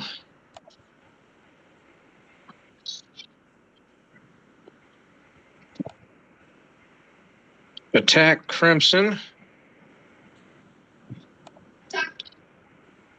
Okay, +9 to hit. There we go. I found it. First point blade. Oh my god. Did you just crit? Oh no. Yep. Oh shit. Wow. That's gonna hurt. +9 to hit. 24 +5. So 29 is the base. Oh Jesus. Good Lord. +18. 29 +18 is 37. 47. 47. Holy shit. 47. This thing slashes Crimson. Wow. I'm gonna roll for save against the massive damage. If you want to. Uh, Oh yeah, I'm fine. Okay. And that was 40, 45, Ooh. 50, Shit. 55. And it's going to attack Broob. And a 5 +9 is 14. And Broob 14. dips under a blade. And it's going to move another 5, 55, and 60. That's its full movement. Broob does get an opportunity attack. It's going to try to attack it with Rally. Oh yeah, I would have. And I too. miss. Oh, yeah, go ahead, Crimson. You get an opportunity attack, even though this thing damn near cleave. Actually, you said you were fine? Yeah, I rolled a 19 on the save against massive damage. So Okay, you're good. You're good. You're good. yeah. This thing tore through your chest plate with that blade. Like, you're hurt. Yeah. Does a 15 hit it? No, 15 does not hit it. Shit. Okay. Okay, that's the Gear Keeper Dagus. It is your turn. All right. First and foremost, what I'll do is let's see what the range of this thing is. 60 feet. Okay. So let me just see if I'm in range. Yeah. I'll a point of fairness here. I'll move up I'll initially move up 5 feet. I'm gonna cast as my action hold person on Dolly. Okay. That's a wisdom saving throw on a DC 13. Okay, I rolled a straight 14. All right. And so that was my action. As my shoot.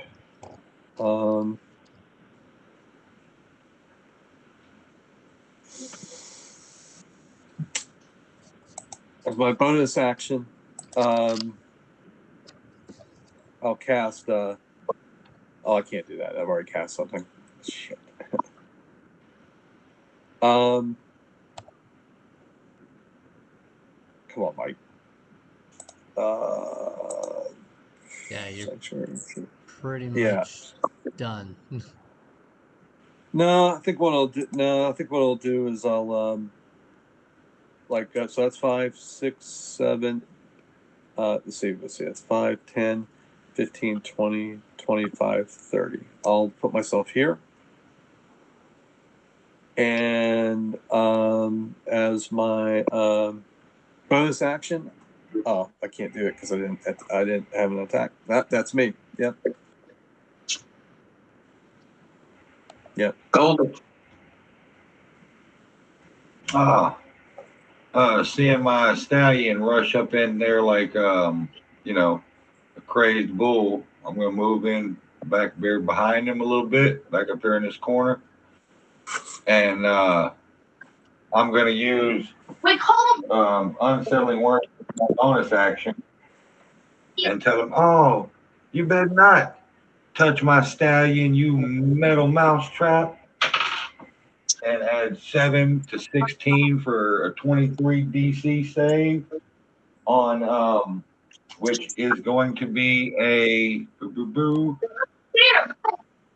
What spell are you Constitution casting? I heard you say unsettling words. That affects his And then saving throw. What spell I'm are going you to casting? cast Shatter. I'm going to cast Shatter. This thing is made of metal, correct? Correct. It gets disadvantage on the saving throw. A creature made of inorganic materials such as stone, crystal, or metal has disadvantage on this saving throw. So a 23 con saving throw. Okay, At 20 foot, it's a 20. either one of those. Is it charisma or wisdom? It's a Constitution saving throw. Oh, he gets +4. He still failed, even with a 17. That's 23, but it's a disadvantage. Okay, roll Yep. damage. It's 3d8 thunder damage. Okay. 7, 6, and 6. 12, 18. No, 7, 12. 19 points of thunder damage.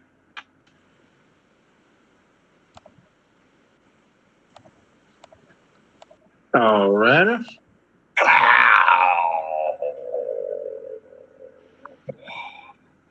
As Nice a shot, Goldie. loud ringing noise, painfully intense, erupts 10 feet behind him.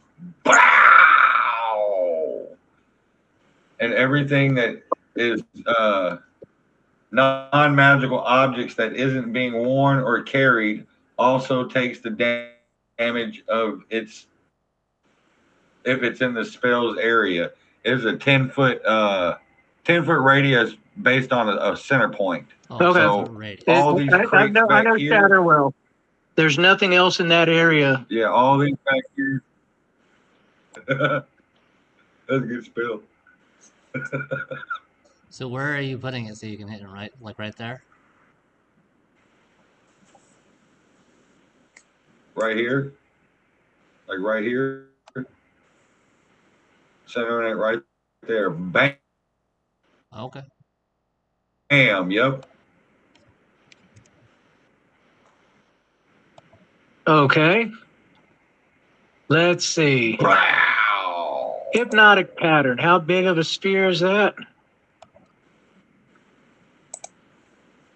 You can get rid of that shatter thing. It's gone. It's instantaneous. Yeah, It I doesn't did. remain. I'm still looking at it. Oh, there it goes. Hypnotic pattern.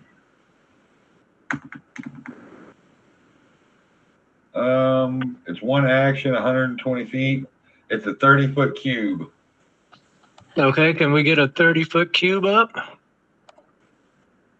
And I think I'll be able to hit Brug, Dagus, and Goldie.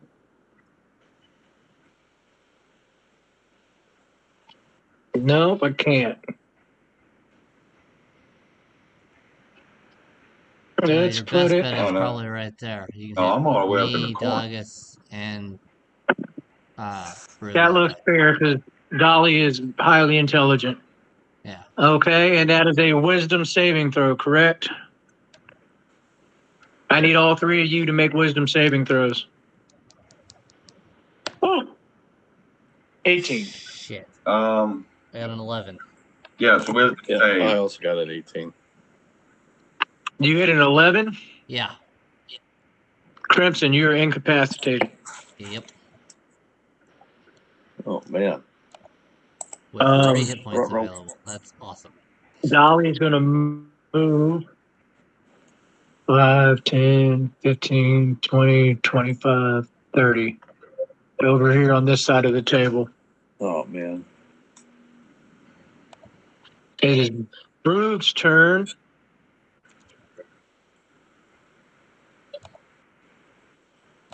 I've got 1 second level spell slot left.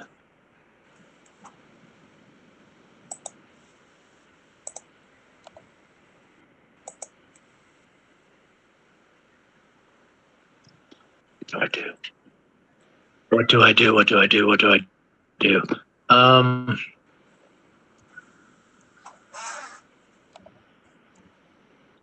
I'm gonna run over to Crimson and shake him while I cast Cure Wounds at second level. Shaking him out of that stupor. Where's my other D8 go? There it is. Oh, you lucky man. 7 plus 4 is 11 plus 3, 14 hit points back. Okay. And you are now unincapacitated. Actually, it takes an action to shake you out. Yeah, so you can So- either cast a spell or I can shake me do- out.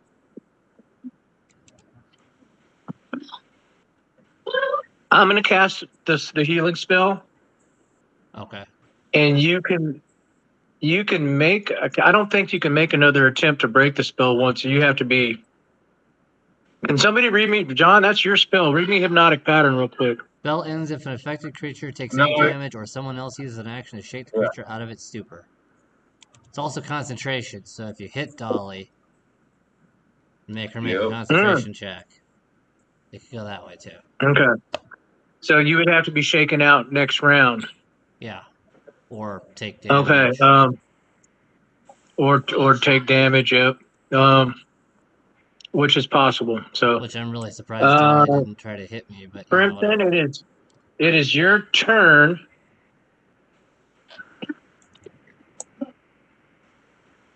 You can still fight this thing, JD. No, I You can't. just 'Cause I'm can't move. incapacitated. And He you're can't do I anything, can't bro. move, I It's can't do not a anything. pattern. He is dazed and confused. Yeah. Okay, so basically we skip Crimson this turn. It is the Gear Keeper's turn.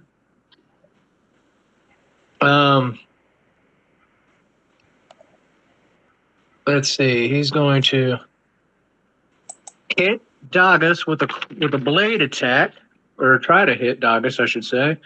Dagus, your armor class is 20 now, correct? That is correct. All right, 11 or higher. 9. He misses you. And then this little component opens up and he fires a spear at Goldie. Come on with 19. it. That hits you. That's a flesh wound.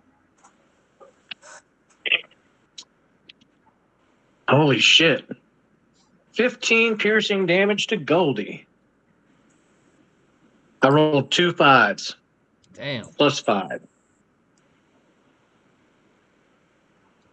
I've taken harder. It's okay. That werewolf lady was rougher than that. And then that's it this round. That's all it's doing. It is Dagus' turn. Dagus, you start your turn within 5 foot of the Gear Keeper. Yeah. So these blades are just whirling around. Holy shit, you take 8 slashing damage for starting your turn within 5 feet of it. There's no save to that. No save at all. Well, Any creature that starts its turn within 5 feet of the Keeper takes 1d8 slashing damage. all right. Good But lesson. it's your turn. Yeah. So as my bonus action, I will use my torchbearer. Okay. And so the blade sphere will need to make a wisdom saving throw. The DC. Nat 20. Nat 20. Okay. Hey, that's good. Burn that now. And then I'll go ahead and take 2 swipes with my sword. Okay. Armor class is 18. Okay, it's just Just to make it 17 easy for everybody. All right, so 23 to hit. That's a hit. Okay, for 10 points of damage. Okay. I'll expend out one spell slot to do Divine Smite. Mm-hmm. Okay. And that will be, that's at level 1. So let me mark that off. And Divine Smite, there it is, 2d8. So it's 8 points of Divine Smite. Okay.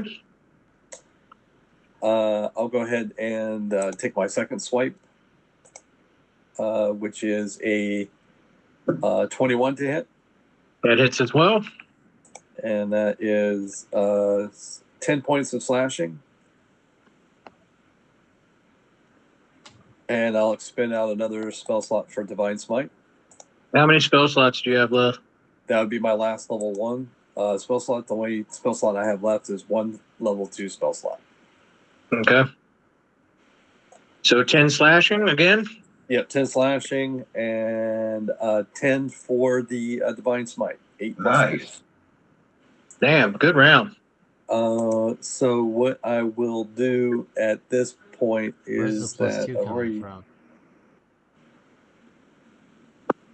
it was 2d8. I rolled an 8 and a 2, and that Oh, equaled okay. 10. Yeah. Yeah, it wasn't 8 plus 2. It was just 8 plus 2. Those are my 2 dice Yeah. rolls. Okay. Yeah. What I will do at this point in time, while staying within, let's see. God, man, that's the whole thing of staying in. I will go ahead and 1, 2, 3, 4, 5, 6. I'll go ahead and take the opportunity attack, but move to here. It misses you. Okay. And that is my full movement. That's my bonus action. That's my action. And I don't get a double barrel bonus action, so that's me. Back to you, Rocky. Back to you, Rocky. It is now Goldie's turn.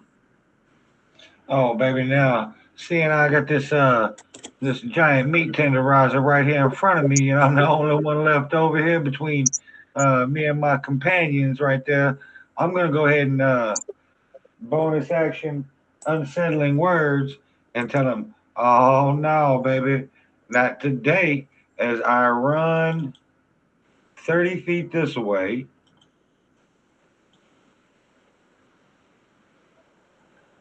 To right here. Boom. And I cast Dissonant Whispers. And I use unsettling words. So plus I roll the D8. That's a 7 plus 16, a 23 wisdom save.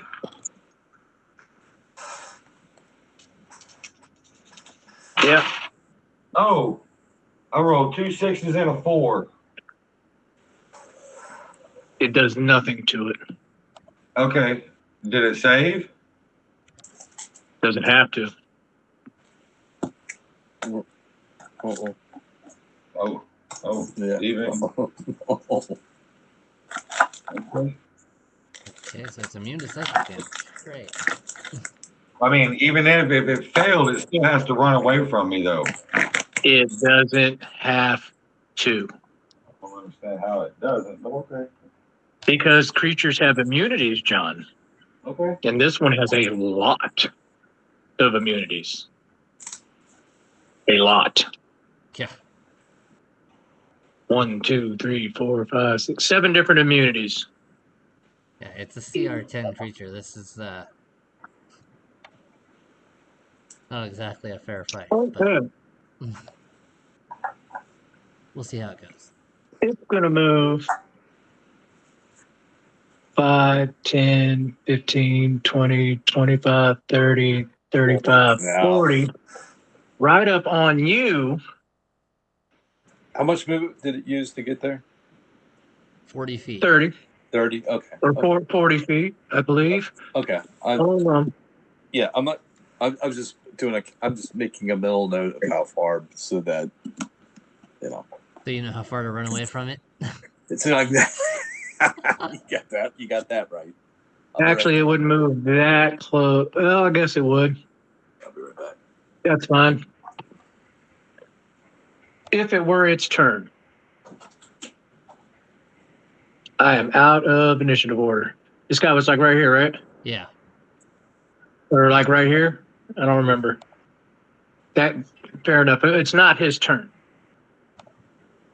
It is not his turn. Yeah. Dolly is going to bonus action healing word the gear keeper. Oh, shit.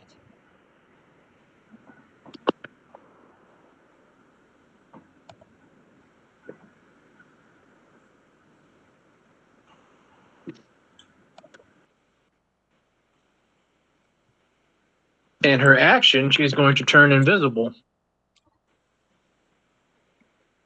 and move.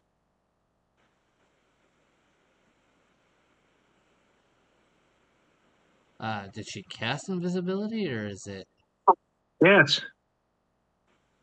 For bonus You can't action. cast 2 spells in a turn. Oh, she can't. You're right. You're right. So she healing words.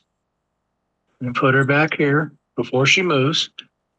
And check her cantrip list here. Hold on.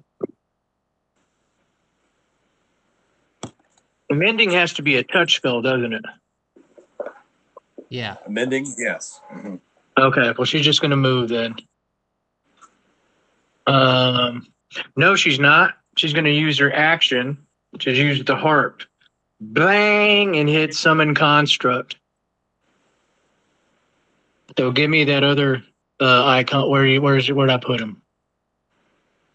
And he's going to appear. Bing! Is Right that another there. spell? She can't cast 2 spells in one turn. He's using an object, sir. It Does still that not? counts Does as that casting. cast the same? Yeah. Okay, well then never mind. She cast healing word, and she's gonna run over here. That's Dolly's turn. I had that way out of order. It is Brug's turn, and I'm gonna use my action to shake Dagas awake. You I mean just Crimson. healed him, and now I'm like, I see him standing there. I healed his wounds, but he's still just. Brug's like, shake Crimson. And once I see him pop to and he's awake, I'm going to move. 5, 10, 15. I'm going to chase Dolly. 15, 20, 25, 30. Crimson, you're awake. It's your turn. Okay. 5, 10.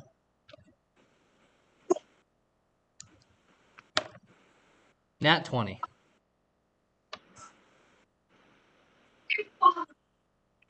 Nice. So 21, 6. That's 27 plus another 10. So 37 damage. Good. Then the second hit.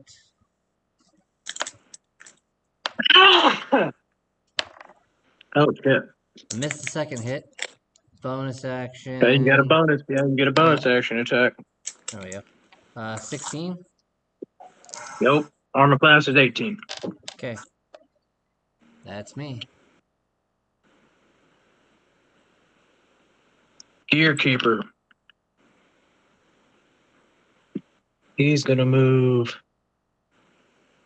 5, 10. I think that still gets Brug. Hold on.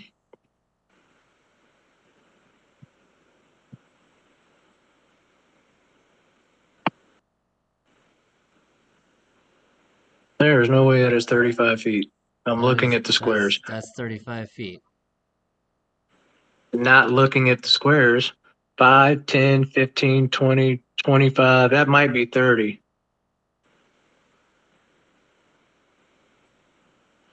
Well, then you know what? He wouldn't move. Not yet. He was 10 meters right. Yeah, he's right there. Give me a 30-foot cone, por favor.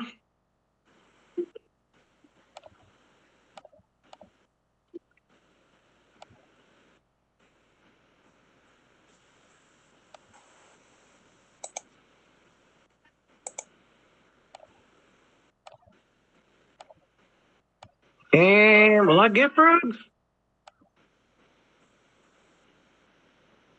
5, 10, 15, 20, 25, 30. No, but you can I get guess he Crimson and wouldn't. Doggus. That's who I'm getting then. Crimson and Doggus. Dexterity saving throws, please. Okay. 18. I'm a shield master. Yep. Okay. So you can apply your, or no, if you save, You can use I'll your get 0. reaction to take no damage if you save. Yeah. yes.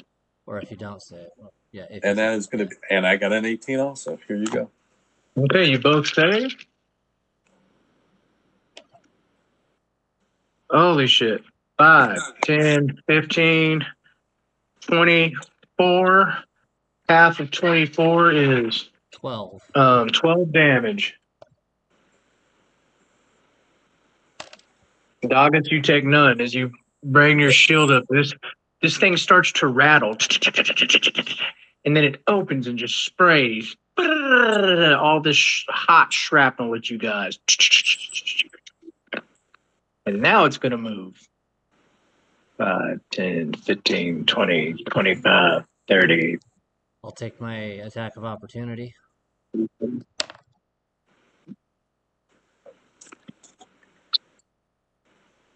And miss.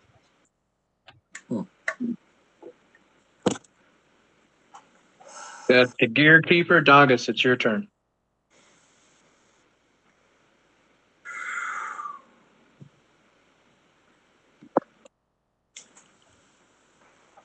Okay. Oh, damn, she could have silvery barbed one of you fuckers. 5, 10, 15, 20, 25, 30. That's my movement. As my bonus action, I will phase step. 1, 2, 3, 4, 5, 6 to here. Okay. As my action, I'll do 2 attacks with Sure. the Light Keeper. Lee? Hold on, buddy. Oh, I'm sorry. Oh, it's okay. There it goes. Hang on 1 second, Mike.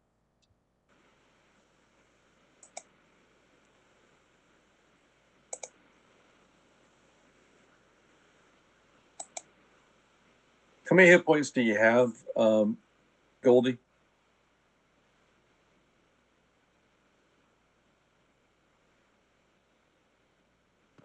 Michael, you wouldn't know that. I wouldn't know that. Okay. So you're taking 2 attacks with Lightkeeper? So what I heard? Yeah. Yep. All right. So here's the first one.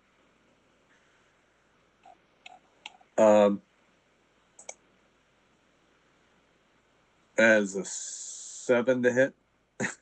No. That's a miss. That's also a natty 1. Oh, Jesus. Hmm.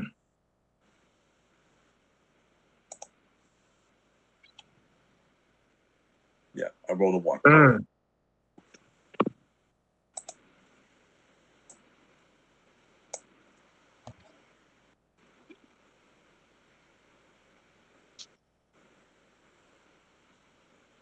Okay. Nothing happens. Okay. Now I'll go ahead. That being the case, then I'll go ahead and take my second attack, which is a Except 22. for that. What's that? I said except for that. You,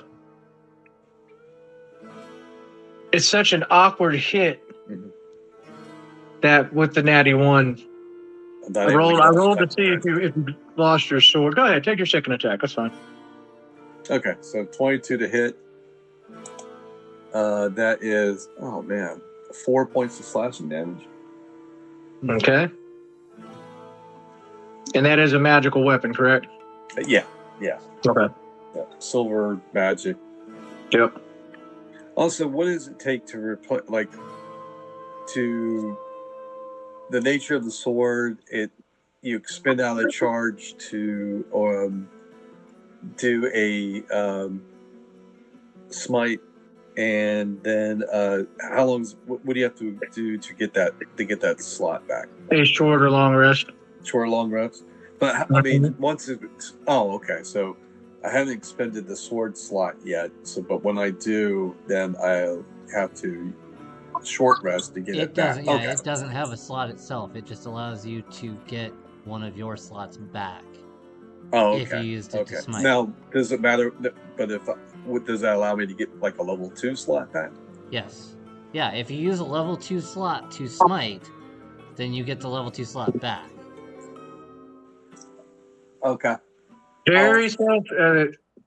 The sword's charge will recover the spell slot used on a divine smite. Okay. You can do this once per rest. Okay, then I'll use the sword's slot to do a divine smite. Okay. And here we go. Oh, that's horrible. 7 points of divine smite. On 3d8? That, Damn. 1, 2, and a 4. that is horrible. Yeah. All right, is that everything out of you? Well, it wasn't very much, was it? But yes, that is everything out of me. Goldie, you take 7 slashing damage by starting your turn next to this creature. It is now your turn.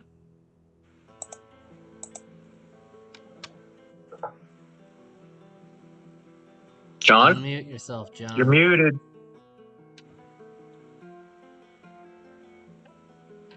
John, you're muted. Ah, I am, yep.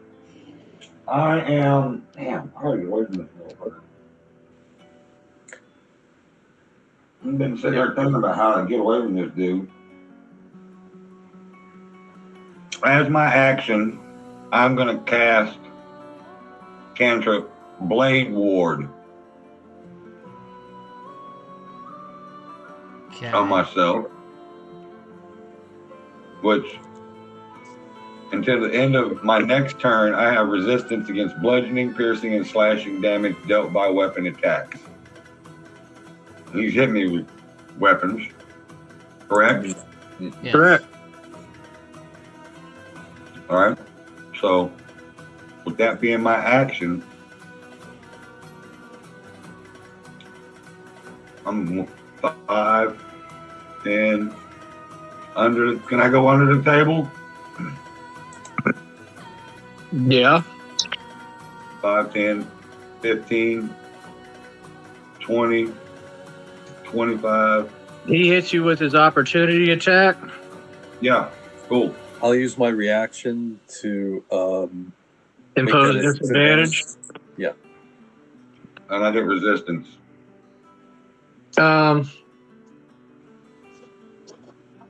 Okay.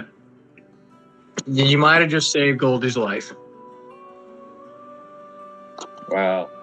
So I hit him with a 16. I rolled again for disadvantage, and I rolled to that 20. So he's going to take the 16.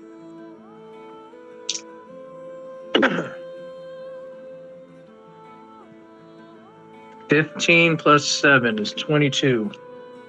So, Goldie, you try to run, and he slices you, and it damn near rolls you up underneath that table. You are severely wounded. he only So takes how half much of was that it? damage because he's blade worded. I'm resistant. So he only takes 11. Correct. Goldie, you still hurt like hell. Oh, yeah. All right, and that's your turn. Yep. It is Dolly's turn, and now she's going to strum on that harp and bring forth this construct. Bing. And that's her turn. Her movement will be 5, 10, 15, 20, 25. She's running around the table because she saw Broog chasing her. This construct is going to make its 2 attacks at Broog because it's his turn, following her turn directly. 16 misses and an natty 1.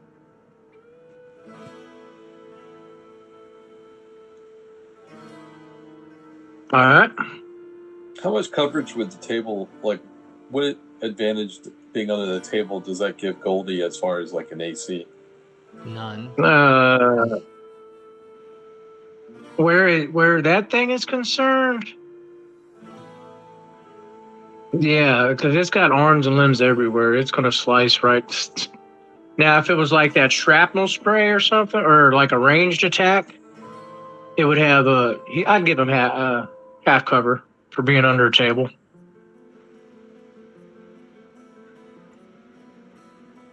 What do you think, Mike? 3/4? Half? Well, It's not going to give him cover from a melee attack. I mean, if Not the on a creature- creature that. Yeah, I mean, how big is actually the table? I mean, in the picture it shows that it's 20 feet wide, and 1, 2, 3, 4, 5, 6, 7, 35 feet long. Is that accurate? Yeah, I think the measurements aren't accurate. I was noticing that earlier. Just counting squares. I would say that table is probably about, I don't know, according to this, like 15 feet wide. Well, It's a big-ass table. It's all the way at the end, like on the thing, and this is a large creature, 10 by 10. I would say that at the moment, that Goldie's out of sight of the thing, so that would be almost full coverage. Goldie didn't roll like a stealth check. Here, Okay. let me lace you up some even more. This thing has blind sight of 120 feet. Oh shit. All right. Well, then I would that being the case, I'd give it half coverage then, just from the object being in The way object being in the of- way. That was my original. Yeah. I didn't know it had blind sight, but if Cool. So I got half. that's the deciding factor, I think.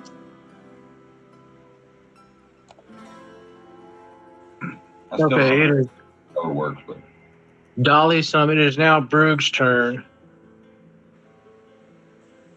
This thing just popped up on me. So I'm just going to attack it. 1. That's 1 hit. 15. 2, 17 plus 7 is 24. And 13 plus 7 is 20. They all hit. 1, 2, 3, 6 and 4 is 10 plus 3 is 13 plus 5 plus 5 plus 4. So 13 plus 14 is 27. So I tore into this fucking thing. Bow, bow, bow, just spear shanking the shit out of it. And then we're back to the top of we're back to Crimson. Crimson, it is your turn, sir. 15, 20.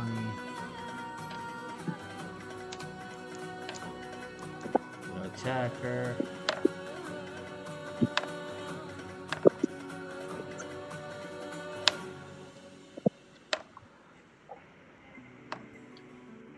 Does a 13 hit her? 13 does not hit her. Okay. How about an 18? 18 does.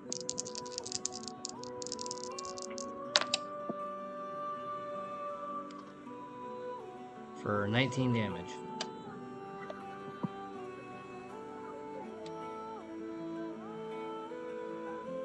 Nico, shut up. I'll take you out in a minute.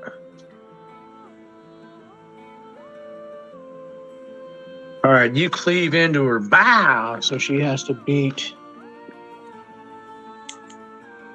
She does not. The summon construct disappears. Mm, Broke her concentration. good So job. he's out of there. It is now the Gear Keeper's turn. And he is going to attack Dagas once and roll his ass back over there at Crimson because he just hit Dolly.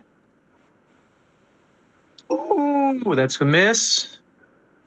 So miss, and then 5, 10, 15, 20, 25, 30, 35, 40, 45. And a 19 plus 9 is a 28. That's definitely. Yeah, gonna would I hit. get my opportunity attack since it was a new round? Yeah, you get Yeah. an opportunity attack against him. Okay, because I think I used my reaction to save gold in the last round. And that is 8 plus 5 is 13 plus 5 is 18. Crimson's down. Yeah. I did hit with a 21, 18. Okay, roll damage.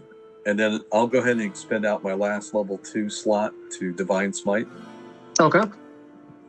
So it would be 10 points of slashing damage, and Okay. let me mark that spell slot off, and then it is oh, not bad, 17 points of Divine Smite. Oh, shit. On top of the 10, so 27 altogether? That is correct. Nice. Douglas, where are you at? I am on the north side of the table in which I've. And now that was all off your opportunity attack, correct? That is correct. Yes. Gotcha. Man, my dog is going to shit the floor if I don't take him out soon. That's okay. We're going to finish this because I've hard stop at 4 anyway. All right. There it is. Okay. So that was the Gear Keeper. Doggis, it is now actually your turn.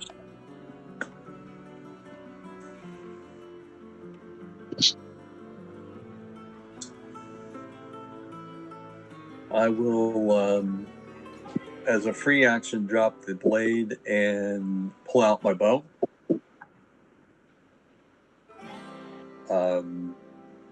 And I'll take 2 bow shots at the with my +1 arrows. Okay. At the construct, at the blade spinny thing. Okay. Okay. And here we go. The first shot is a, oh my god, 12. Nope.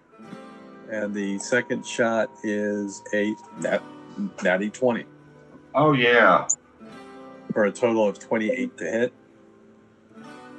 And so that's 8 plus 4. That's 12 plus 1d8.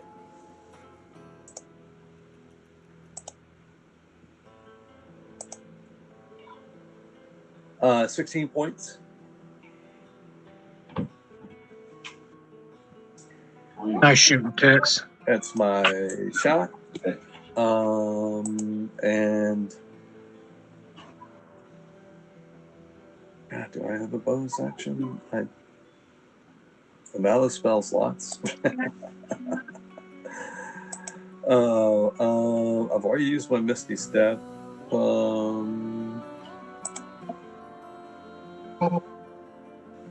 I can I cast. think your Misty Steps you get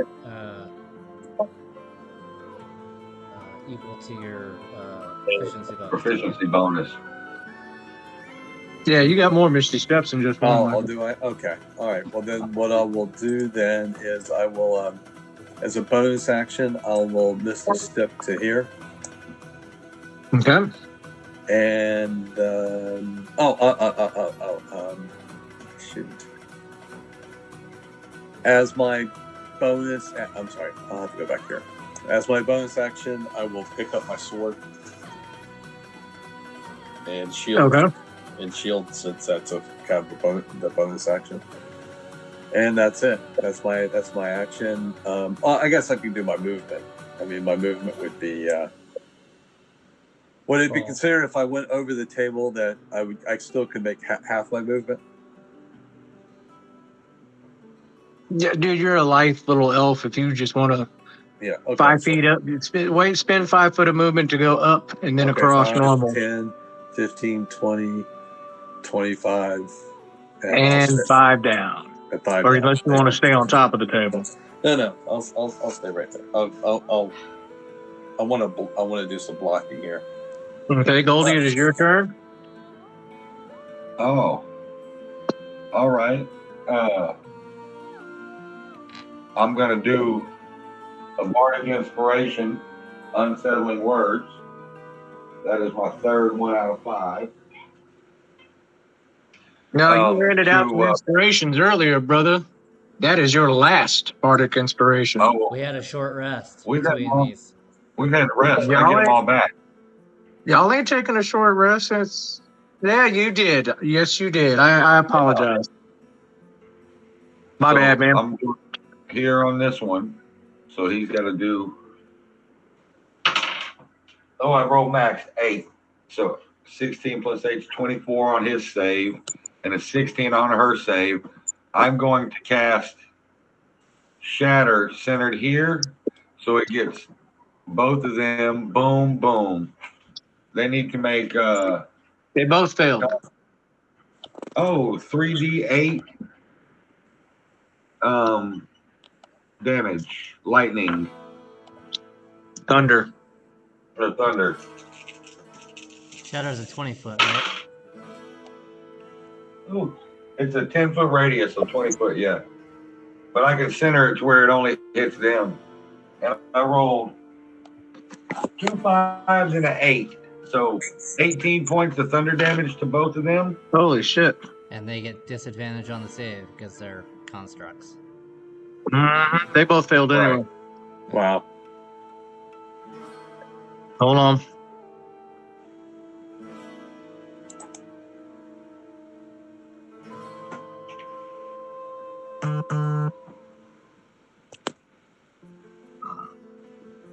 Okay. Boom. Any movement, Goldie? Any bonus Yeah, action? Goldie? I'm gonna back out. I You use my shut the bonus hell action up. to give myself the whisper. I'm gonna back up here into this corner back here. Kind of Okay. lick my wounds.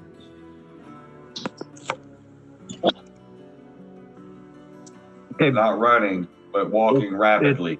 Right. It's Brug's turn, 5 feet up. That's 10, or that's 5. 10. Come on, move, you mother. Oh, I don't have the hand engaged. There we go. 5, 10, 15, 20, 25, 30. And I'm going to waylay this. Wait, I don't need to be that close. I can go. Or was I? Hold on. Yeah, you're right there. Yeah, Okay. 20 feet About would a be over. Five. my Where- table. 10, 15, 20, 25, 30. Now I can hit both of them. All right, first attack goes at the gear keeper. So 7, that's a 19. That hits. And he's hunter's marked. That's 4 plus 4 plus 8 plus, that's 12.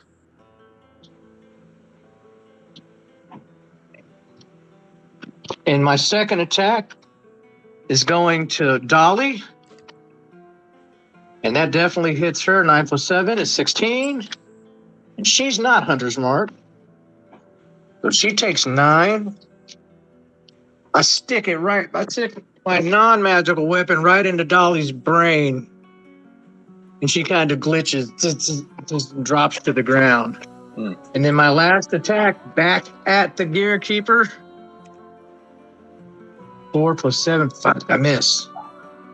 Ah.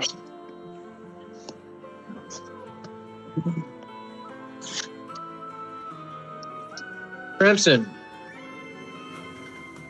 Hold on. As I say, I take damage for starting within 5 feet of it, so that's 2 failures automatically. Yep. So it is it's your death saving throw, bro. 16, I save. Yay! Congratulations. Only need 2 more. Gear Keeper.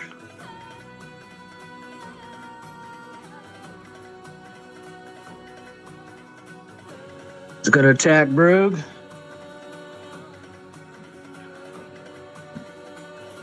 $17 is a miss. And that hits. Oof. 16 + 5 is 21.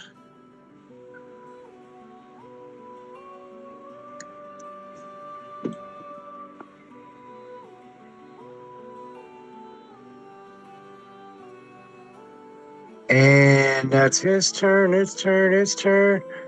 Actually, he rolled down here. I'm going to do Crimson a favor. Because that would be fucked up. It is what it is. Dagus, it's your turn.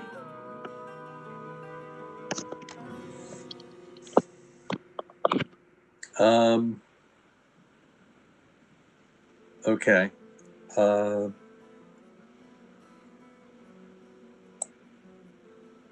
One. This is killing me. two, Because I know exactly three, how many hit points four, this thing has. 5, 6.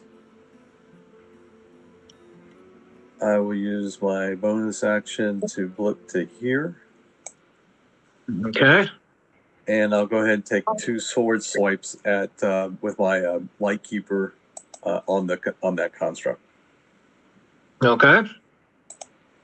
And here we go. That is a 11. That's a miss. And second attack is 25.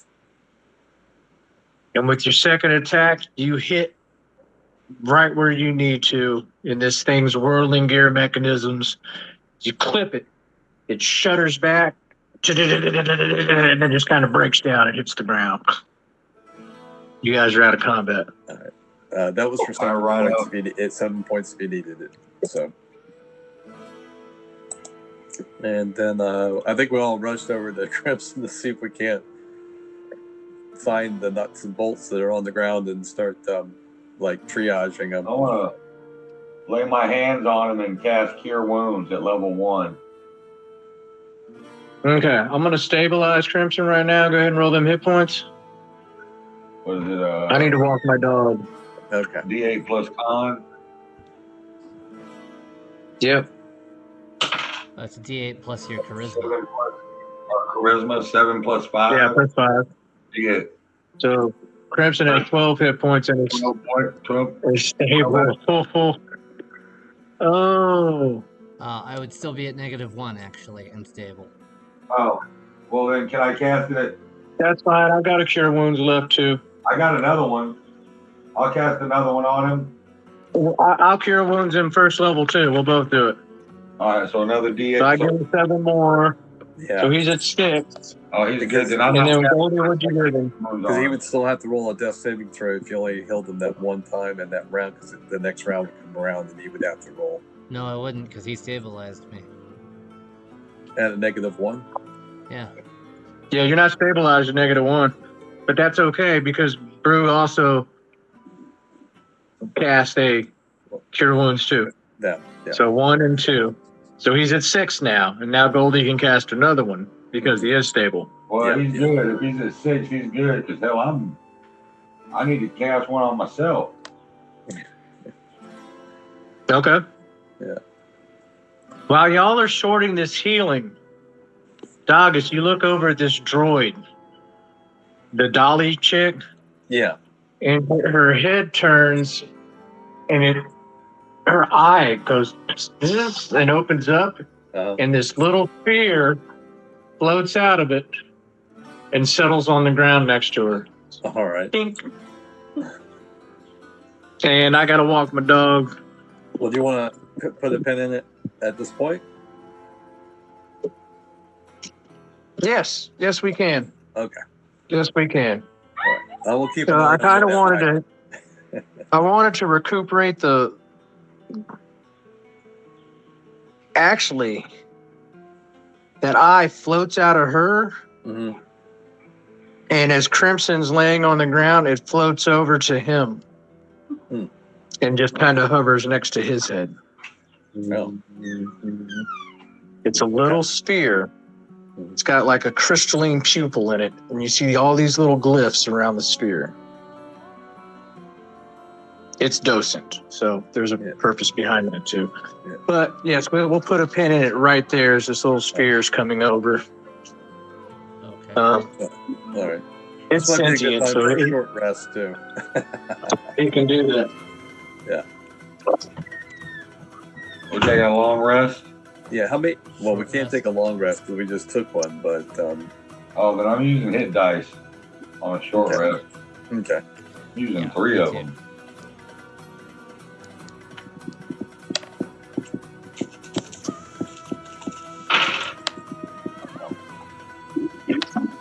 Three, 7, and 3.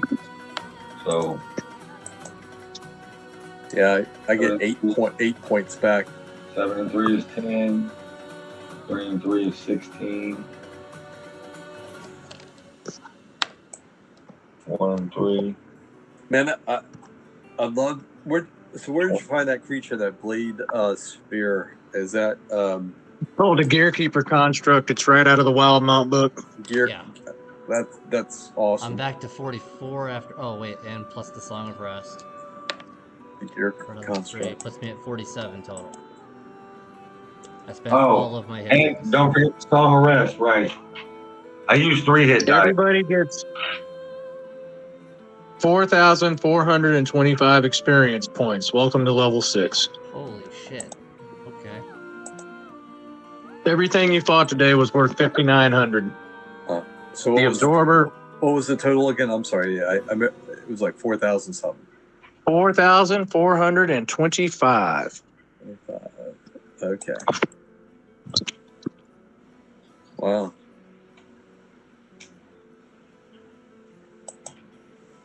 Ooh, that means I am AC is 16 and I cannot be frightened and or charmed. And Nope. Puts us at a total of 15,035.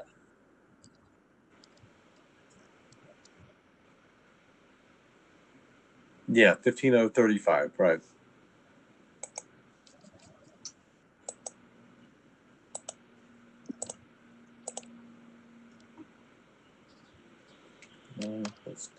Quit.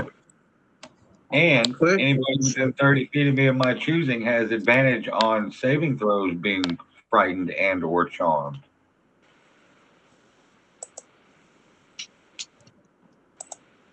Stop.